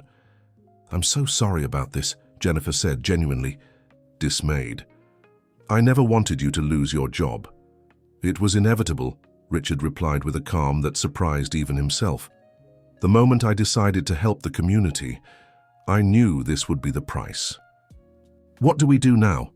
Edward will surely speed up the eviction process before we can gather more evidence. Richard thought for a moment, weighing their options. You said your expert would have a preliminary report today. Did you get it? Jennifer nodded, pulling an envelope from her bag. It arrived an hour ago. It confirms our suspicions about the irregularities in the 1998 case, but that doesn't help us with the current situation. Maybe it helps more than you think. Richard opened his briefcase and took out the document he'd found about the structural issues. We need to connect the dots. If Skyline developers knew about problems with the land since 1998 and still went ahead with the project, and now they're detecting the same issues in the adjacent area while hiding information, again. We establish a pattern of negligent behavior, Jennifer finished, understanding where he was going. We can argue there's a real and present danger based on historical precedent. Exactly. It's not just about stopping an unfair eviction. It's about protecting the community from a concrete threat. Jennifer's eyes shone with renewed hope. This could work. We could file for an emergency injunction, citing imminent risk. Edward mentioned an upcoming storm. If there's a landslide risk, it strengthens our case. They spent the next few hours crafting their legal strategy, refining arguments, organizing documents. Richard felt completely engaged, his mind working with a clarity and purpose he hadn't felt in years. This wasn't just professional anymore, it was personal. It was nearly night when they finally parted ways. Richard promised to finish drafting the petition over the weekend, so they could file it first thing Monday morning, just hours before his official dismissal. When he got home, Exhausted but determined, he found his personal phone blinking with a missed call from an unknown number. There was also a voicemail. Intrigued, he pressed play and nearly dropped the phone when he heard Jennifer's voice, shaky and desperate. "Richard, I just got an anonymous call. Someone from Edward's office. He found out everything about the geologist's report and is getting rid of any evidence over the weekend. But there's more. He's not just interested in the land. Something bigger is going on, something he's hidden even from his own directors. I need to meet you urgently. I'm heading to—" The message cut off abruptly. Richard tried calling back, but it went straight to voicemail. He dialed Jennifer's regular number with the same result. A sense of dread began to knot in his stomach. He was about to leave to look for her when his phone rang again. The same unknown number. "Hello, Jennifer? Richard?" Her voice was steadier now, but still tense. "Sorry for the scare. I had to hang up quickly. I think I'm being followed." "Where are you? I'll come meet you." "No, it's too risky. Listen, I found out something huge. The real reason Edward is so obsessed with that specific plot of land, it's not just real estate speculation."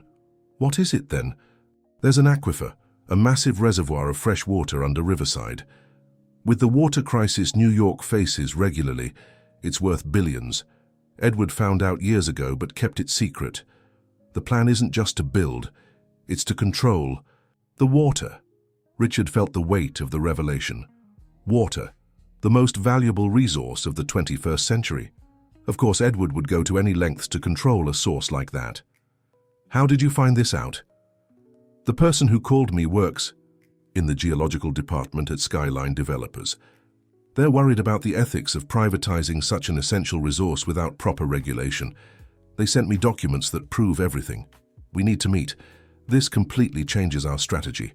"I agree, but not tonight. I'm sure. I'm being followed. Tomorrow at 10 a.m. at the community center. I'll bring all the documents." "Are you sure you're safe?"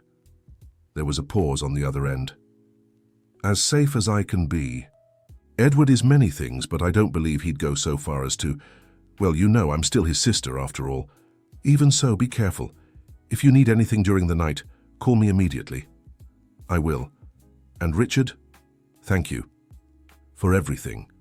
The call ended, leaving Richard with a mix of worry and determination. The revelation about the aquifer explained Edward's near-obsessive behavior over that specific land. This wasn't just another project. It was potentially the most lucrative deal of his career. He spent the night restless, tossing and turning, strategizing, worrying about Jennifer, imagining the ramifications of this discovery. When he finally fell asleep, he dreamed of water, endless oceans of possibilities and consequences. He woke early on Saturday, eager to meet Jennifer. He arrived at the community center before 10 a.m., finding it empty except for Mrs. Wilson, who was sweeping the floor in preparation for a children's activity later. "Mr. Thompson, what a surprise to see you here today." The woman smiled, genuinely pleased by his presence. "Good morning, Mrs. Wilson. I'm waiting for Jennifer. We agreed to meet here at 10. Mrs. Wilson's expression shifted to confusion. "Jennifer? But she called early this morning to say she wasn't coming today. Said she had to leave town urgently for work." Richard felt a chill run down his spine. "She called you? When exactly?" "Around 7 in the morning. She sounded a bit rushed, but said she'd be back by Monday for our meeting." Something was wrong, very wrong. Jennifer would never cancel such an important meeting without telling him directly, especially after the discovery about the aquifer. He tried calling every number he had for her. No answer. He sent texts, emails, nothing. His worry quickly turned to panic. What if Edward had found out about the leak? What if he'd done something to Jennifer? No, that was absurd. Edward was an ambitious businessman, maybe even unscrupulous, but he wouldn't go that far against his own sister. Or would he? Richard spent the whole day trying to locate Jennifer, calling mutual contacts, even stopping by her apartment, where the doorman confirmed he hadn't seen her since the night before. The feeling that something terrible had happened only grew stronger. It was already evening when his phone finally rang, displaying Jennifer's personal number. He answered immediately. "Jennifer, where are you? I've been trying to reach you all day. Richard? Her voice sounded strange, as if she was struggling to keep her composure. I'm sorry for worrying you. I had to leave town for a while. What are you talking about? We agreed to meet to discuss the documents about the aquifer. A heavy silence before she replied. We can't go through with this anymore. What do you mean, Jennifer? What happened?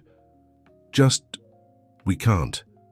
It was a mistake. All this confrontation with the developers, with Edward, it won't lead to anything good. Richard felt his stomach drop. Something was deeply wrong. This wasn't the determined, passionate Jennifer he knew. Jennifer, where are you? I'm coming to see you now. No. Her response was quick, almost desperate. I can't see you now. Just forget all of this, Richard. Please, for your own safety. My safety? Jennifer, what's going on? Did Edward do something? Did he threaten you? Another long silence. I have to hang up now. Please don't try to find me. Jennifer, wait. But the call had already ended. Richard stared at his phone, a growing sense of helplessness and fear inside him. Something had happened between last night and this morning. Something that had turned the brave Jennifer into a terrified woman. Edward. It had to be him. But what could he have done to cause such a drastic change? What kind of threat could be serious enough to make Jennifer abandon the fight that had defined her life? Richard tried calling again, but now Jennifer's phone seemed to be off. He sank heavily onto his couch, his mind racing with possibilities, none of them comforting. He decided he couldn't just wait. By Monday, he'd officially be fired, losing access to any privileged information about the developers. If he was going to do something, it had to be now.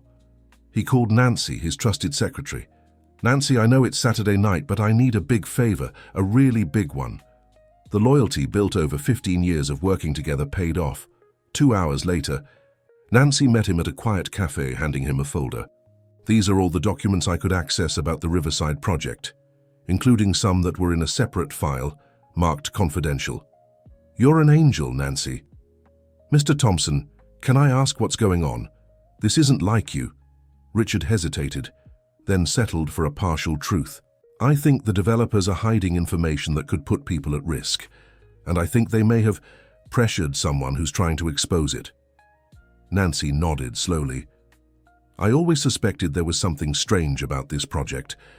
Mr. Edward seemed almost obsessed with it. Thank you for trusting me, Nancy. I'm sorry for involving you in this. Don't be. It was about time someone did the right thing at that company. Dear listener, if you're enjoying the story, take a moment to like and especially subscribe to the channel. It helps us a lot as we're just starting out. Now, continuing. Back at his apartment, Richard spent the entire night examining the documents. What he found confirmed his worst suspicions. There were detailed reports about the aquifer, estimates of its potential value, strategies to gain complete control of the area without revealing the developer's true interest. And more disturbingly, an internal memo signed by Edward himself, ordering the neutralization of any obstacles to the project. Neutralization. The word hung ominously in Richard's mind. What exactly did that mean? And would Jennifer be considered an obstacle? By sunrise on Sunday, Richard had made his decision. If Jennifer was being prevented from acting, he would act for her. He had enough evidence to at least secure an injunction to halt the project. He couldn't wait until Monday. He called a retired judge he knew well, explained the urgency of the situation without going into compromising details, and managed to schedule an emergency hearing for that same afternoon. At 3 p.m., Richard appeared in the chambers of Judge Joseph Rivers, a serious man known for his integrity. For 2 hours, he carefully laid out the case, the hidden structural issues, the undeclared aquifer, the developer's pattern of behavior since the 1998 incident. He avoided mentioning his personal connection to Jennifer or her situation, sticking strictly to legal matters. The judge listened attentively, taking notes and occasionally interrupting with sharp questions. Mr. Thompson, I must say I'm surprised, the magistrate remarked at the end of the presentation. It's not every day you see a lawyer of your caliber and reputation taking on a major corporation like Skyline Developers. The circumstances are exceptional, Your Honor. Clearly. The judge studied Richard for a moment before continuing. You're aware, I assume, of the possible professional repercussions of this action? You're still officially the developer's lawyer, as I understand it. I'm fully aware, Your Honor, and I accept the consequences. The judge nodded. Slowly. Well, based on the documents presented, there's enough evidence to justify a temporary suspension of the project until a more thorough investigation can be conducted. He wrote something on an official form. I'm granting a 30-day injunction. During this period, no expropriation or construction activities may begin in the area in question. Richard felt a mix of relief and apprehension. He'd bought precious time, but he knew Edward's reaction would be severe. Thank you, Your Honor. Don't thank me yet, Mr. Thompson. The judge looked at him gravely. You're stepping into troubled waters. I hope you've considered the risks carefully. The judge's words proved prophetic when Richard, leaving the courthouse, received a call from Edward Skyline. What have you done? The businessman's voice was seething with rage. An injunction? On a Sunday? It was necessary, Richard replied calmly. The residents of Riverside have a right to know about the structural risks and the aquifer. So do the authorities. You have no idea what you've just done. This isn't a game, Richard. No, it's not.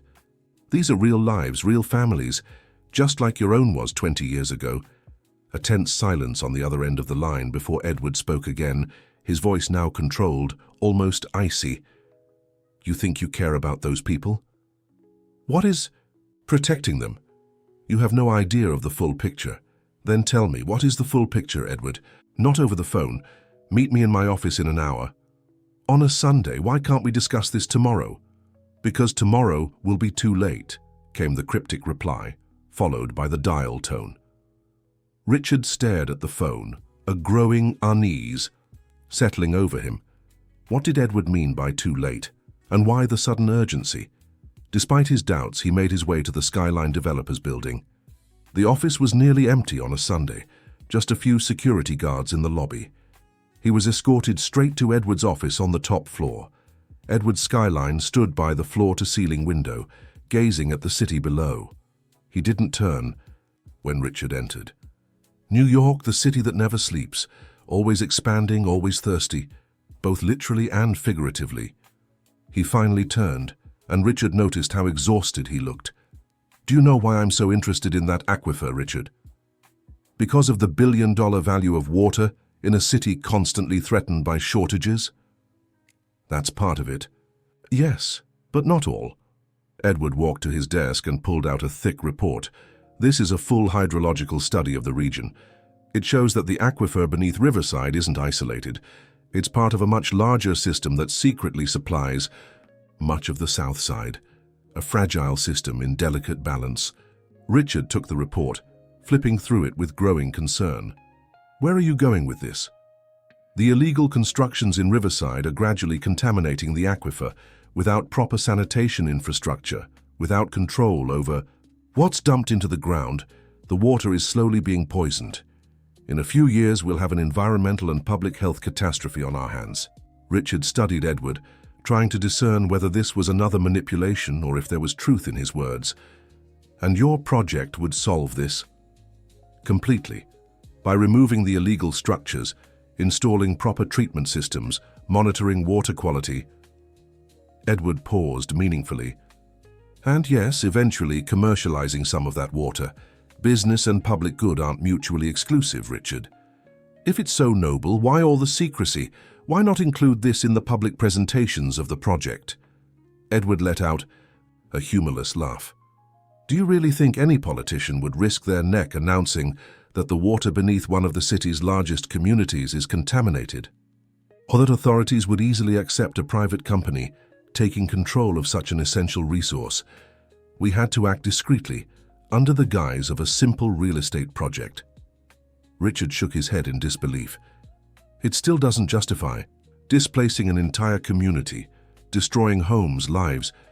And what's the alternative? Let them stay there, consuming increasingly contaminated water, making the problem worse every day. Edward leaned over the desk. All those people would receive fair compensation. New homes in places with proper infrastructure. It would be a fresh start, not an end. Like it was for your family. Richard couldn't help the sharp remark. Edward recoiled as if physically struck. It's different, completely different. Is it? Or are you just repeating the same cycle, convincing yourself that this time it's for a greater good? A heavy silence fell between them. Richard felt he'd hit a nerve, exposed something deeply buried in Edward's psyche. "Where's Jennifer?" he finally asked.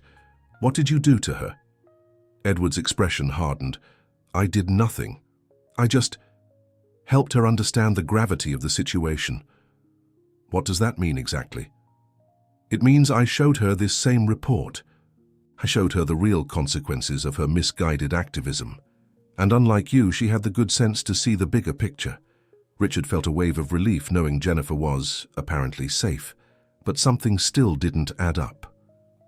If it's that simple, why isn't she here? Why did she sound so frightened on the phone?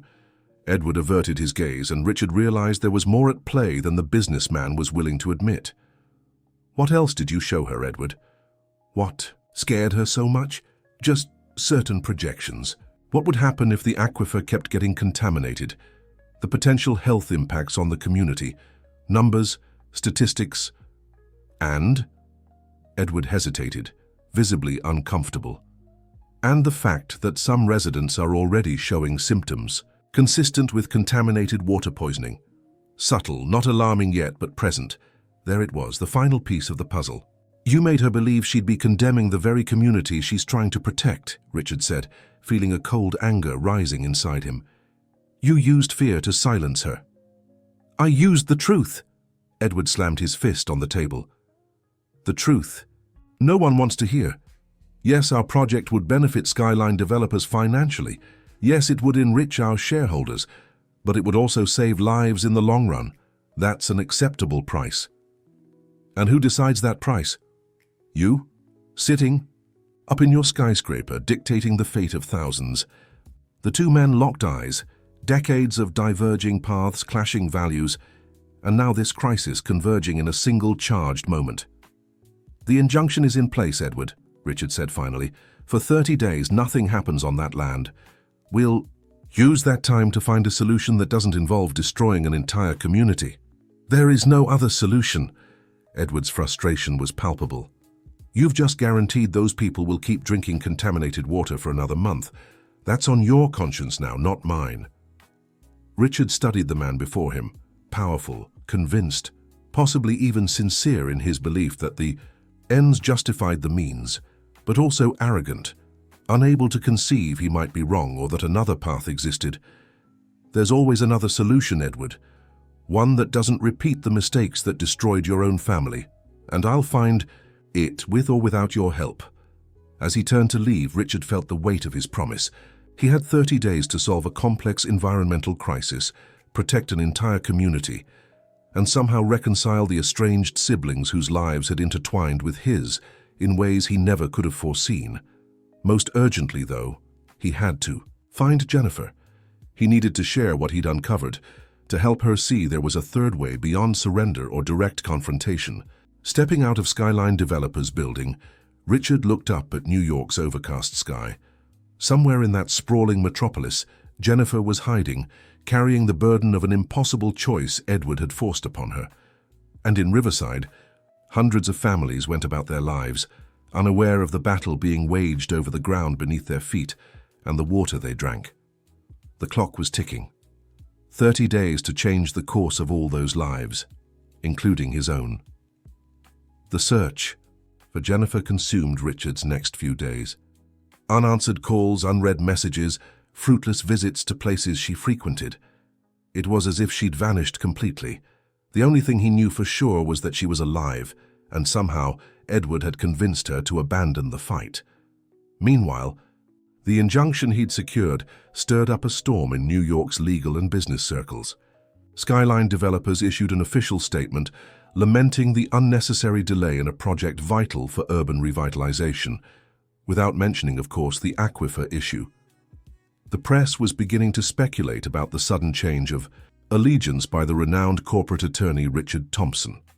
On Wednesday, 3 days after securing the injunction, Richard received a call from an unknown number while reviewing documents in his apartment. "Hello, Mr. Thompson." The voice was hesitant, feminine, vaguely familiar. "Yes, who is this?" "It's Helen. Helen Miller." Richard felt his heart race. Jennifer's mother. "Mrs. Miller, it's so good to hear your voice. I've been trying to reach your daughter for days. Do you know where she is?" A brief silence on the other end of the line. "That's exactly why I'm calling. Jennifer showed up at my house last night, very upset. She was saying confusing things about contaminated water, about people getting sick. I've never seen her like this, so frightened."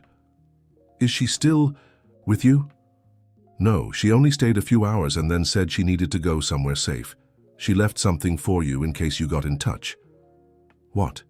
"A flash drive. She said it has important information and that only you would know what to do with it." Richard felt a surge of hope. Jennifer hadn't given up completely, she was just retreating strategically. "I can come get it right now if that's not too much trouble." "Of course, let me give you my address." 40 minutes later, Richard parked in front of a small two-story house on a quiet street in Astoria. Helen Miller, a 65-year-old woman, with the same expressive eyes as her daughter, waited at the door. "Come in, Mr. Thompson, forgive the simplicity." The house was modest but impeccably clean and tidy. Family photos decorated the walls. Jennifer at various ages from childhood to adulthood, often alongside her mother. Some older pictures showed the whole family, Helen, the late Anthony, and their 3 children, including a young Edward, smiling and carefree. "Beautiful family," Richard remarked, looking at one of the photos. Helen smiled sadly. "We were, weren't we? Before everything fell apart." "It must have been very hard for all of you."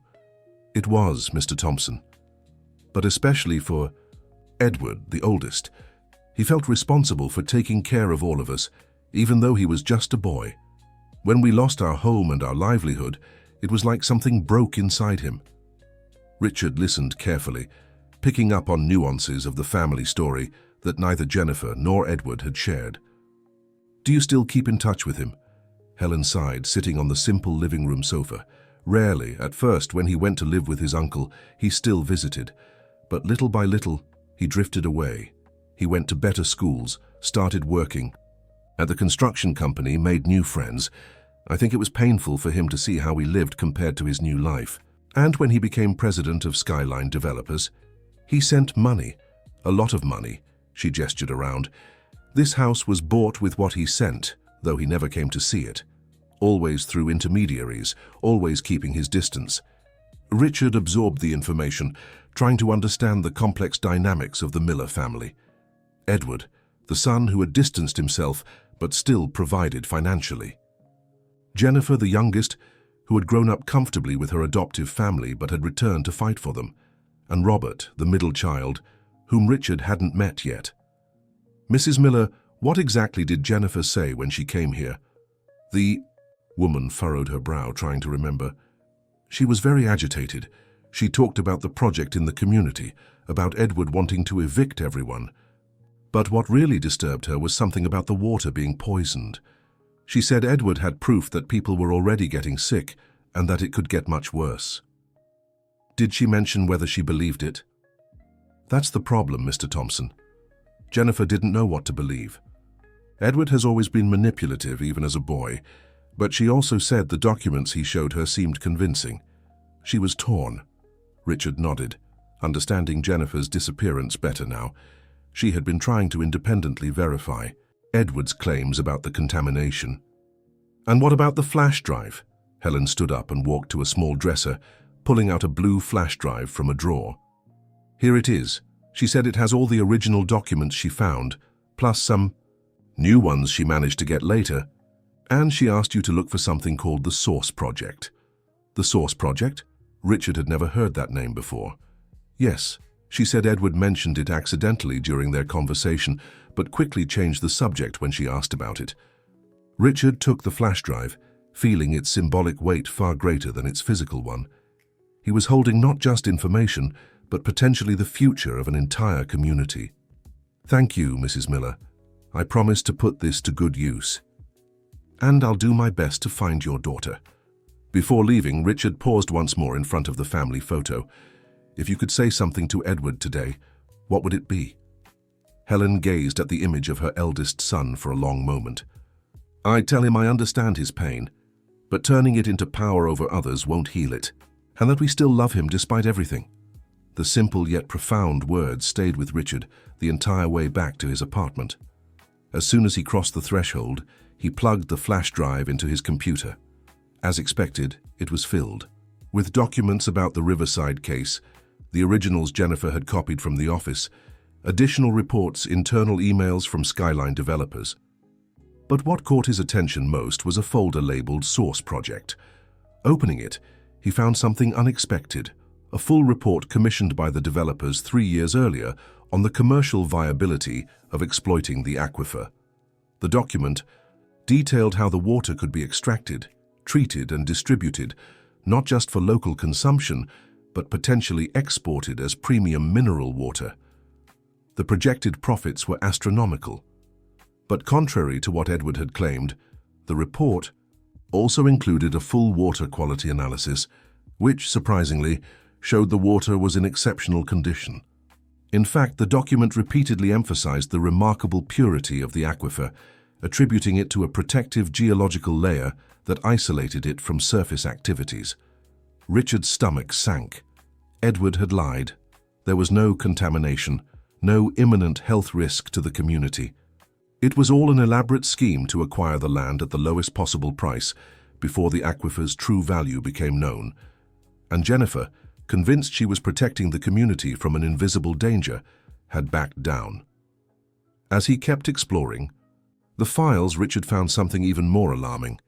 Messages exchanged between Edward and a company called Global Waters Inc., a multinational specializing in privatizing water resources worldwide. The messages discussed not just exploiting the aquifer beneath Riverside, but a much larger plan to gradually control other aquifers in the New York metropolitan area.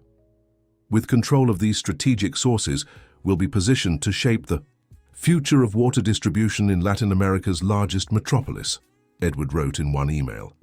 The coming water crises will be golden opportunities. A cold anger rose inside Richard. This wasn't just about a real estate deal or even a single aquifer. It was about controlling a vital resource, commodifying life itself. He grabbed his phone and tried calling Jennifer again. Voicemail. This time he left an urgent message. "Jennifer, he lied to you. The water isn't contaminated. I found the Source Project. It's all about control and profit, not public health.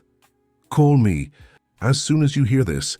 Staring at the computer screen, Richard realized he had enough evidence not only to maintain the injunction, but potentially to launch a much broader investigation into the developers' practices and their plans for the city's water resources. But first he needed to find Jennifer, and he had an idea where she might be. Dear listener, if you're enjoying the story, don't forget to like and especially subscribe to the channel. It helps us a lot as we're just starting out. Now, back to the story. The next morning, he drove to the Hudson Reservoir in the south side of New York. Years ago, Jennifer had casually mentioned this was her thinking spot when she needed clarity. Something about the vastness of the water and its importance to the city helped her put problems into perspective. He parked and walked along the shore, watching families picnicking, lone fishermen, and young people practicing water sports. The irony didn't escape him. Here was one of New York's main reservoirs, constantly threatened by lack of rain, while beneath Riverside lay a water treasure few knew about. After nearly an hour of walking, he finally spotted her. Sitting alone, on a weathered bench gazing at the water, Jennifer looked smaller, more fragile than Richard had ever seen her. He approached slowly, not wanting to startle her. "I thought I might find you here." She turned, surprised but not alarmed. "How did you know?" "You mentioned it once. Said you came here to think." Jennifer smiled faintly, a sad smile. "Good memory. Sit down." Richard sat beside her, keeping a respectful distance. For a moment, they both just watched the calm waters of the reservoir. "I found your mother," he finally said. "She gave me the flash drive." Jennifer nodded without looking at him. And you saw. I saw everything, the Source project, the emails to Global Waters, and the report proving the water isn't contaminated, Jennifer. Edward lied to you. She closed her eyes for a moment, absorbing the confirmation of what she might have already suspected. Part of me knew, she admitted softly. The documents he showed seemed too convenient, but another part was terrified by the possibility. The thought that I might have unknowingly harmed the very people I was trying to protect. Is that why you disappeared? To verify his claims? Yes. I hired an independent technician to collect water samples from different points in the community. The preliminary results came in yesterday. She turned to Richard, her eyes finally meeting his. Pure water, Richard. Remarkably pure. No trace of the contaminants Edward claimed. Richard felt a wave of relief, followed immediately by renewed anger toward Edward. We need to go back, Jennifer. Now we have everything we need not only to maintain the injunction, but potentially expose the developer's entire plan. Jennifer hesitated, a shadow of doubt crossing her face. What if he's partly right? What if unchecked development eventually contaminates the aquifer in the future? Riverside is growing without proper planning, without basic sanitation in many areas. It was a legitimate concern, and Richard admired that even after discovering Edward's manipulation, Jennifer could still consider the bigger picture. Then we find a third way, one that protects both the community and the natural resource beneath it. But the solution can't come from the top down, imposed by those who only see profit. Jennifer nodded slowly, a new determination replacing the uncertainty in her eyes. You're right, and I think I know where to start. They spent the next few hours crafting a completely different strategy, no longer just defensive, trying to stop the developer's project, but proactive, designing an alternative that could turn conflict into collaboration. Returning to New York, the first step was to gather the Riverside community that very same night. The New Dawn Community Center was packed, with people even standing outside, trying to listen through the open windows. Richard watched in admiration, as Jennifer, filled with new energy and purpose, explained the full situation. What lies beneath our feet isn't just dirt, it's a treasure. An aquifer of exceptionally pure water that could benefit not only our community, but much of the city's south side. Surprised murmurs rippled through the crowd. Skyline developers discovered this and plans to take full control of this resource through the real estate project we all know about. But we have a different proposal, a cooperative managed by the community itself in partnership with public agencies and yes, eventually even private investors, but on our terms. Richard took the floor, explaining the legal aspects. Based on the injunction already granted and the new evidence we have, we can set a legal precedent for establishing a shared management model. The community keeps their homes, receives infrastructure, improvements, and directly benefits from the sustainable use of the aquifer. Questions came quickly, concerns were voiced, and heated debates broke out. But by the end of the night, one thing was clear: the community was more united than ever around a shared vision for their future. The next step would be harder: presenting the proposal to Edward Skyline. Jennifer hesitated when it came time to schedule the meeting. I'm not sure he'll agree to see me after I disappeared. He will, Richard said confidently, because it won't just be the two of us. The next morning, Friday, an unusual delegation arrived at Skyline Developers headquarters. Richard, Jennifer, Mrs. Miller, 3 community leaders from Riverside, a representative from the New York Water and Sanitation Department, invited by Richard through old contacts, and to everyone's surprise, Judge Joseph Rivers, who had granted the injunction and taken a personal interest in the case. When Edward Skyline was informed about the group requesting an urgent meeting, he initially refused to see them. But when he learned his own mother was among them, he hesitated. And when Judge Rivers insisted on coming up personally to remind him of the legal implications of refusing dialogue with the community affected by his project, he finally relented. The developer's main conference room, usually the stage for negotiations between businessmen in expensive suits, now hosted a diverse group united by a common purpose. Edward entered, his stiff and defensive posture contrasting with the collaborative energy in the room. His gaze first settled on Jennifer, then on Helen, deliberately avoiding prolonged eye contact with either. Richard noticed how uncomfortable he was, not just because of the professional challenge he faced, but because of the personal and family confrontation he could no longer avoid. "Good afternoon, everyone," Edward began, forcing a professional tone. "I understand you wish to discuss the Riverside project." "We want much more than that, Edward," Jennifer said, standing. "We want to propose a new path, one that can benefit everyone, the developer, the community, the city." She then presented, with eloquence and technical precision, the plan developed over the past few days. The creation of a shared aquifer management entity with representatives from the community, public authorities, and private investors. The developer would still have access to the water resource, but not exclusive control. The residents would remain in their homes, but agree to a gradual urban restructuring that would improve sanitation conditions and protect the aquifer. "It's a win-win solution, as you business people like to say," concluded Jennifer. "The community gains stability and a better quality of life. The developer gains legitimate access to a valuable resource without the strain of a prolonged legal battle. And the city gains a new source of clean water, managed transparently and sustainably." During the presentation, Richard closely observed Edward's reactions. The businessman wavered between disbelief, disdain, and, at times, genuine interest. When Jennifer finished, a tense silence filled the room. "It's an interesting proposal in theory," Edward finally said, carefully choosing his words, "but completely unworkable in practice. The community lacks the expertise to participate in a project of this complexity. The developer's investors would never accept diluting their control this way, and the market wouldn't respect this kind of social experiment." Before Jennifer could respond, the representative from the New York Water and Sanitation Department spoke up. "With all due respect, Mr. Skyline, I disagree. There are successful international cases of shared water resource management. In fact, the global trend is moving exactly in this direction.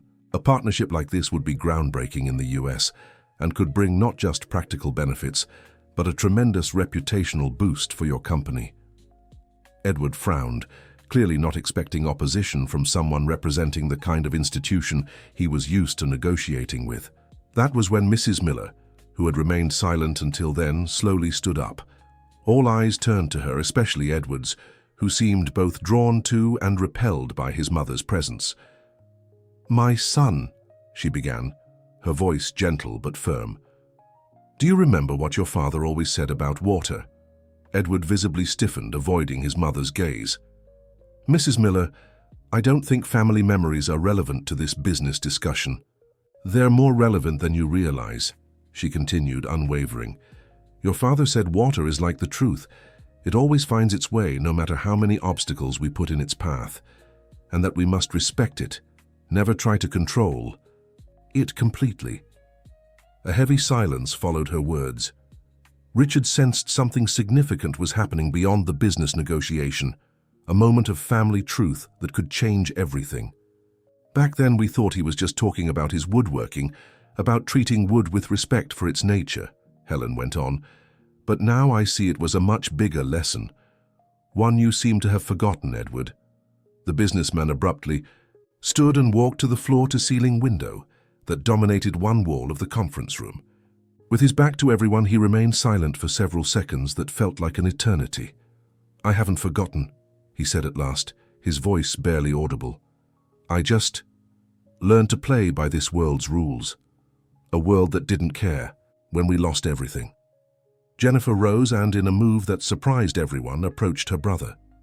"Then let's change the rules, Edward. You have that power now. You can turn what happened to our family into something that benefits hundreds of others. You can turn loss into legacy." Edward slowly turned, facing his sister for the first time without masks or pretenses. Richard saw something in his eyes he never expected to see in the powerful businessman: vulnerability. For a brief moment, it wasn't the president of Skyline Developers standing there, just Edward Miller, the eldest son who had carried the weight of watching his family fall. "Apart, the shareholders will never accept it," he said, but his tone no longer carried complete rejection. "Let me talk to them," suggested Richard, joining the conversation. I know most of them personally. I can present this not just as an ethical matter, but as an innovative business opportunity. The world is changing, Edward. Companies that embrace collaborative and sustainable models are being valued more and more. Dear listener, if you're enjoying the story, don't forget to like and especially subscribe to the channel. It helps us a lot as we're just starting. Out. Now continuing. Judge Rivers, who had watched the meeting unfold with growing interest, finally spoke up. Mr. Skyline, as a magistrate, I've seen a significant increase in lawsuits against companies that fail to consider the social and environmental impact of their projects. The injunction I granted is just the beginning of what could become an extremely draining legal battle. This proposal offers an alternative that could turn into a positive case study, a national precedent. Edward slowly looked around at everyone, in the room, as if weighing not just their words but their intentions. His gaze lingered longer on Helen and Jennifer, the two women who represented what he had left behind in his rise to power. "I'll need time," he finally said, "to consult advisors, recalculate financial projections, gauge shareholder receptiveness." "How much time?" asked Jennifer cautiously. "A week." Richard and Jennifer exchanged glances. A week could be enough for Edward to regroup and find a way to sabotage the plan. On the other hand, it was a sign that he was at least considering the proposal. 3 days, Jennifer counted. The community has already waited too long, living in uncertainty. Edward hesitated, then nodded. "Monday, then. We'll gather all stakeholders here at 2 p.m. As the group left, Richard felt a mix of cautious hope and apprehension. They had gotten more than they expected, serious consideration of their proposal, but they were still far from victory. "What do you think?" he asked Jennifer as they walked through the corporate building's lobby. "I think we saw something few have seen. Edward Skyline reconsidering a business decision," she replied, a faint smile on her lips. "But we can't relax. He's a ruthless negotiator even when emotionally shaken. Maybe especially when emotionally shaken," Richard observed. "Hurt people can be the most dangerous when cornered." Mrs. Miller, walking beside them, gently touched Richard's arm. "My son isn't a monster, Mr. Thompson. Just a man who built walls around his heart to avoid feeling the pain of what we lost." The older woman's simple words carried a wisdom that struck Richard deeply. In his long career, how often had he judged opponents solely by their actions, without considering the stories and pain that shaped them? And how much of his own professional conduct had been dictated by walls he himself had built around his deepest emotions and values? The next 3 days were filled with intense work. Richard, using his extensive network, met informally with several of the developers' shareholders, highlighting the benefits of the collaborative proposal. Jennifer coordinated working groups in the community, detailing how the cooperative would function, the shared responsibilities, and how infrastructure improvements would be implemented. On Sunday evening, the night before the decisive meeting, Richard received an unexpected call. "Richard Thompson." "Richard, it's Edward. Can we meet? Just the two of us." The request was unexpected and potentially troublesome. A private meeting could be seen as an attempt at backdoor negotiations, undermining the transparency they had worked so hard to establish. "I don't believe it's appropriate at this time, Edward. Any discussion should include community representatives. It's not about the deal." Edward's voice sounded different, almost vulnerable. "It's personal." Intrigued, Richard agreed to meet at a discreet restaurant in Chelsea an hour later. When he arrived, he found Edward already seated at a corner table, wearing casual clothes instead of his usual impeccable suit, perhaps for the first time since they'd met. "Thank you for coming," Edward said as Richard sat down. "I must admit, I'm curious about the purpose of this meeting." Edward stared at his water glass for a moment before responding. "I wanted to understand why you did it. Why you risked your career, your reputation, everything you've built over the last 3 decades. The question caught Richard off guard. He had expected some kind of negotiation, maybe even a bribe attempt. Not such a personal and direct inquiry. "I already told you, because I finally realized the real impact of the work I do, the lives it affects. I don't buy that simplistic explanation of a late moral awakening." Edward shook his head. Men like us don't change overnight without a powerful catalyst. Richard paused, realizing he owed Edward, and perhaps himself, a more honest answer. My son, Matthew, stopped speaking to me 3 years ago, he finally revealed. He works on sustainable development projects in vulnerable communities in the Amazon. One day he found out that one of the groups I represented was trying to bypass environmental protections for logging in the same region where he worked. Edward listened intently, his expression unreadable. He called me, furious, asking how I could look at myself in the mirror knowing I was enabling the destruction of the work of people like him, of entire communities. Richard took a sip of water, the memory still painful. He said I had chosen my side, and that he could no longer pretend to respect me or what I did. And that was enough for you to change your entire career. Not immediately. I rationalized it, as I always did. It's just business. I'm just representing my clients. I'm not the one making the decisions. But his words stayed with me, eating away at my certainties. Richard paused, recalling the exact moment everything changed. Then, weeks ago, I followed Jennifer to Riverside. I saw real people, real lives that would be affected by yet another legal maneuver I would help execute. And suddenly I couldn't separate my work from its consequences anymore. I couldn't pretend I was just a neutral instrument. Edward remained silent for several seconds, absorbing the story. When he finally spoke, his voice carried rare honesty. You know what bothered me most these past few days? It wasn't the injunction, or the alternative proposal, or even seeing my mother and sister united against me. It was realizing that at some point I became exactly the kind of person I despised when I was young, the kind of person who destroyed my family. The confession surprised Richard. This wasn't the Edward Skyline he had known for decades, the cold negotiator, the ruthless strategist. This was someone more complex, more human. I still haven't decided what I'll do tomorrow, Edward continued. Your proposal has merit, but it goes against everything I've built, everything I represent to my shareholders and partners.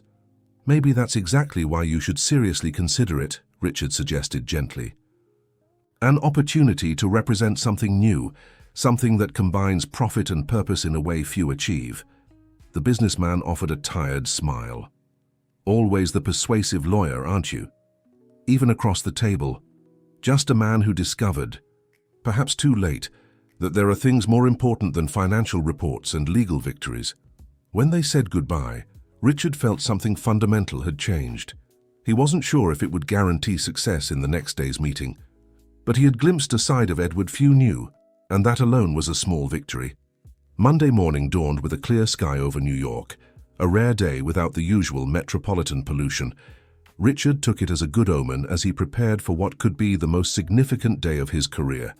When he arrived at the headquarters of Skyline Developers, the main meeting room was already full. Community representatives, technicians from the New York Water and Sanitation Department, members of the construction company's board, Judge Rivers, journalists from various outlets, summoned by Edward to everyone's surprise, and legal teams from both sides. Jennifer waited anxiously, dressed formally, her eyes searching for Richards as he entered. He called the press, she whispered. Worried. This could be very good or very, very bad. Richard nodded, understanding her concern. Media coverage would turn any decision into a public commitment, hard to reverse, something that could seal either victory or definitive defeat. When Edward Skyline entered, flanked by his top executives, the murmurs in the room gradually faded into expectant silence. The businessman looked rested and composed, impossible to read. Nothing in his expression revealed the vulnerability Richard had witnessed the night before. Good afternoon, everyone, Edward began, his voice carrying to the farthest corners of the room. Thank you all for being here. We've gathered not just to discuss the future of a real estate project, but potentially a new model of urban development for New York. The introduction caused surprise. It wasn't the defensive or combative tone many had expected. Over the past few days, my team and I have carefully reviewed the proposal presented by the Riverside community, represented by Ms. Jennifer Miller and her associates. We've assessed its economic viability, legal aspects, potential reputational impacts, and, of course, its financial implications for our shareholders. Edward paused deliberately, scanning the room. We've also considered the alternative, a prolonged legal battle with significant costs, damage to our reputation, and an uncertain outcome. Richard studied the faces around the table. The executives from Skyline Developers looked tense, likely already aware of the decision their president was about to announce. The community members sat on the edge of their seats, hope and fear battling in their expressions. After this thorough review, we've reached a conclusion, Edward continued, his face a mask of professionalism. Skyline Developers will accept in principle the proposal for shared management of the Riverside Aquifer, with some technical and financial modifications that don't alter its core. A murmur of astonishment rippled through the room. Jennifer gripped Richard's arm, her eyes wide with surprise. They had expected resistance, tough negotiation, maybe even a counterproposal. That gutted the original idea, not an almost full acceptance right from the start. We recognize this decision marks a significant shift from our traditional approach, but we believe the current landscape, with recurring water crises, growing awareness of environmental justice, and the market's own evolution toward more sustainable models, demands innovation and adaptation. Mrs. Miller, sitting quietly at the back of the room, couldn't hold back the tears now streaming freely down her face. Her eldest son, who for so long had seemed lost to her, was now showing a side she had always known existed beneath the facade of the ruthless businessman. We propose to immediately begin technical studies for the gradual implementation of infrastructure improvements in the community, with priority given to basic sanitation. Edward now gestured toward a presentation that appeared on the screen behind him. Simultaneously, we will establish the legal framework for the shared management cooperative, with proportional representation from all stakeholders. The presentation displayed a detailed timeline, financial projections, and an organizational chart of the new managing entity. Clearly, Edward and his team had worked intensely over the last 72 hours, developing far more than just a simple response to the original proposal.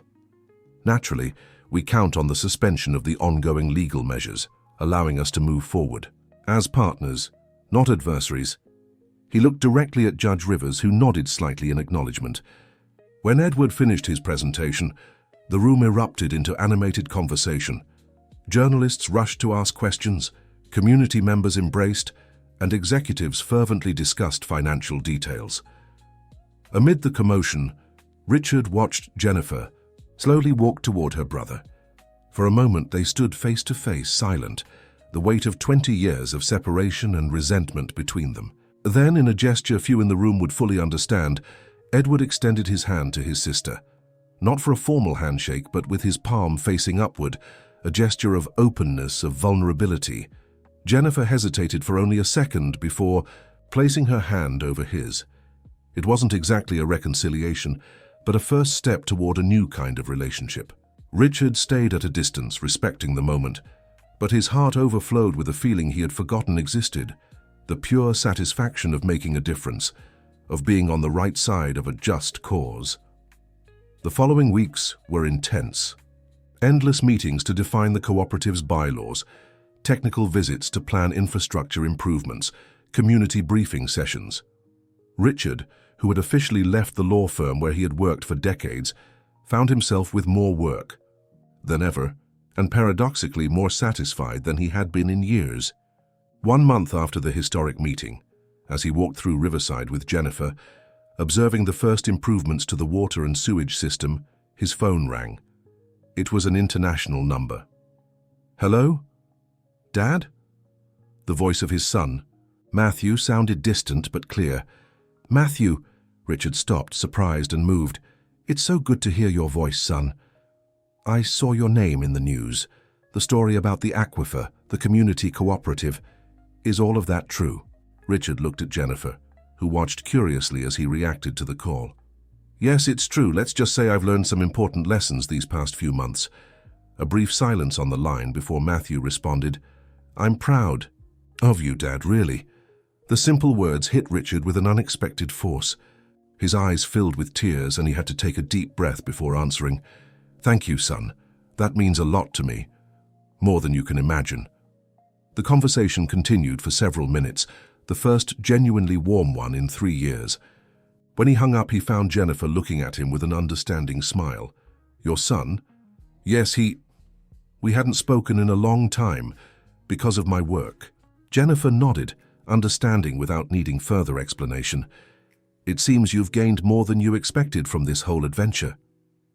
"We all won," replied Richard, looking around the community, now filled with new energy and hope.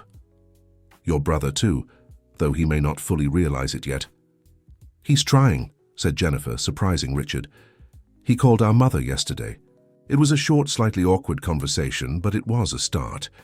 They continued walking in comfortable silence through the streets of Riverside, where small transformations were already beginning to appear.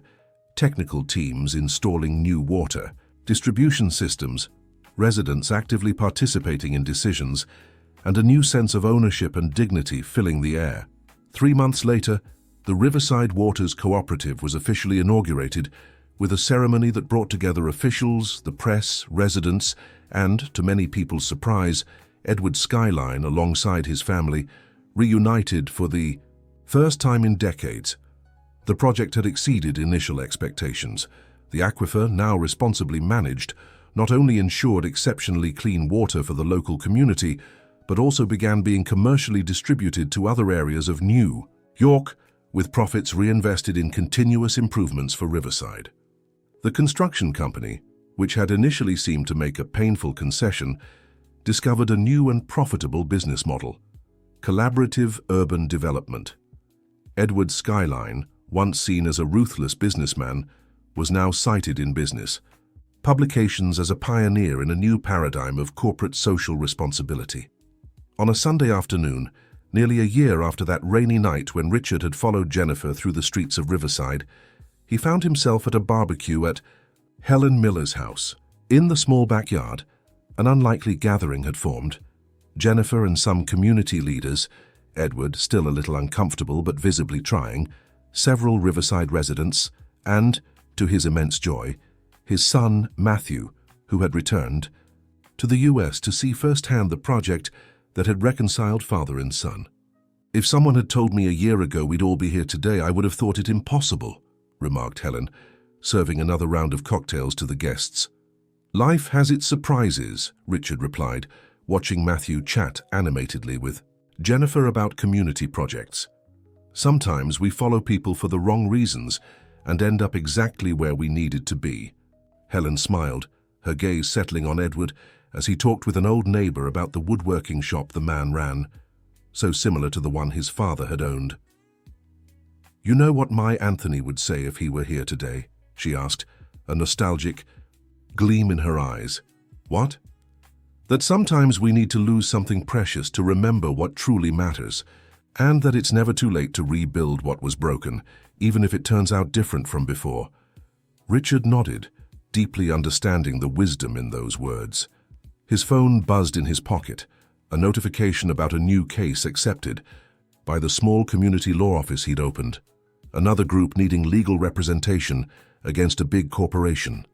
Another chance to be on the right side of history.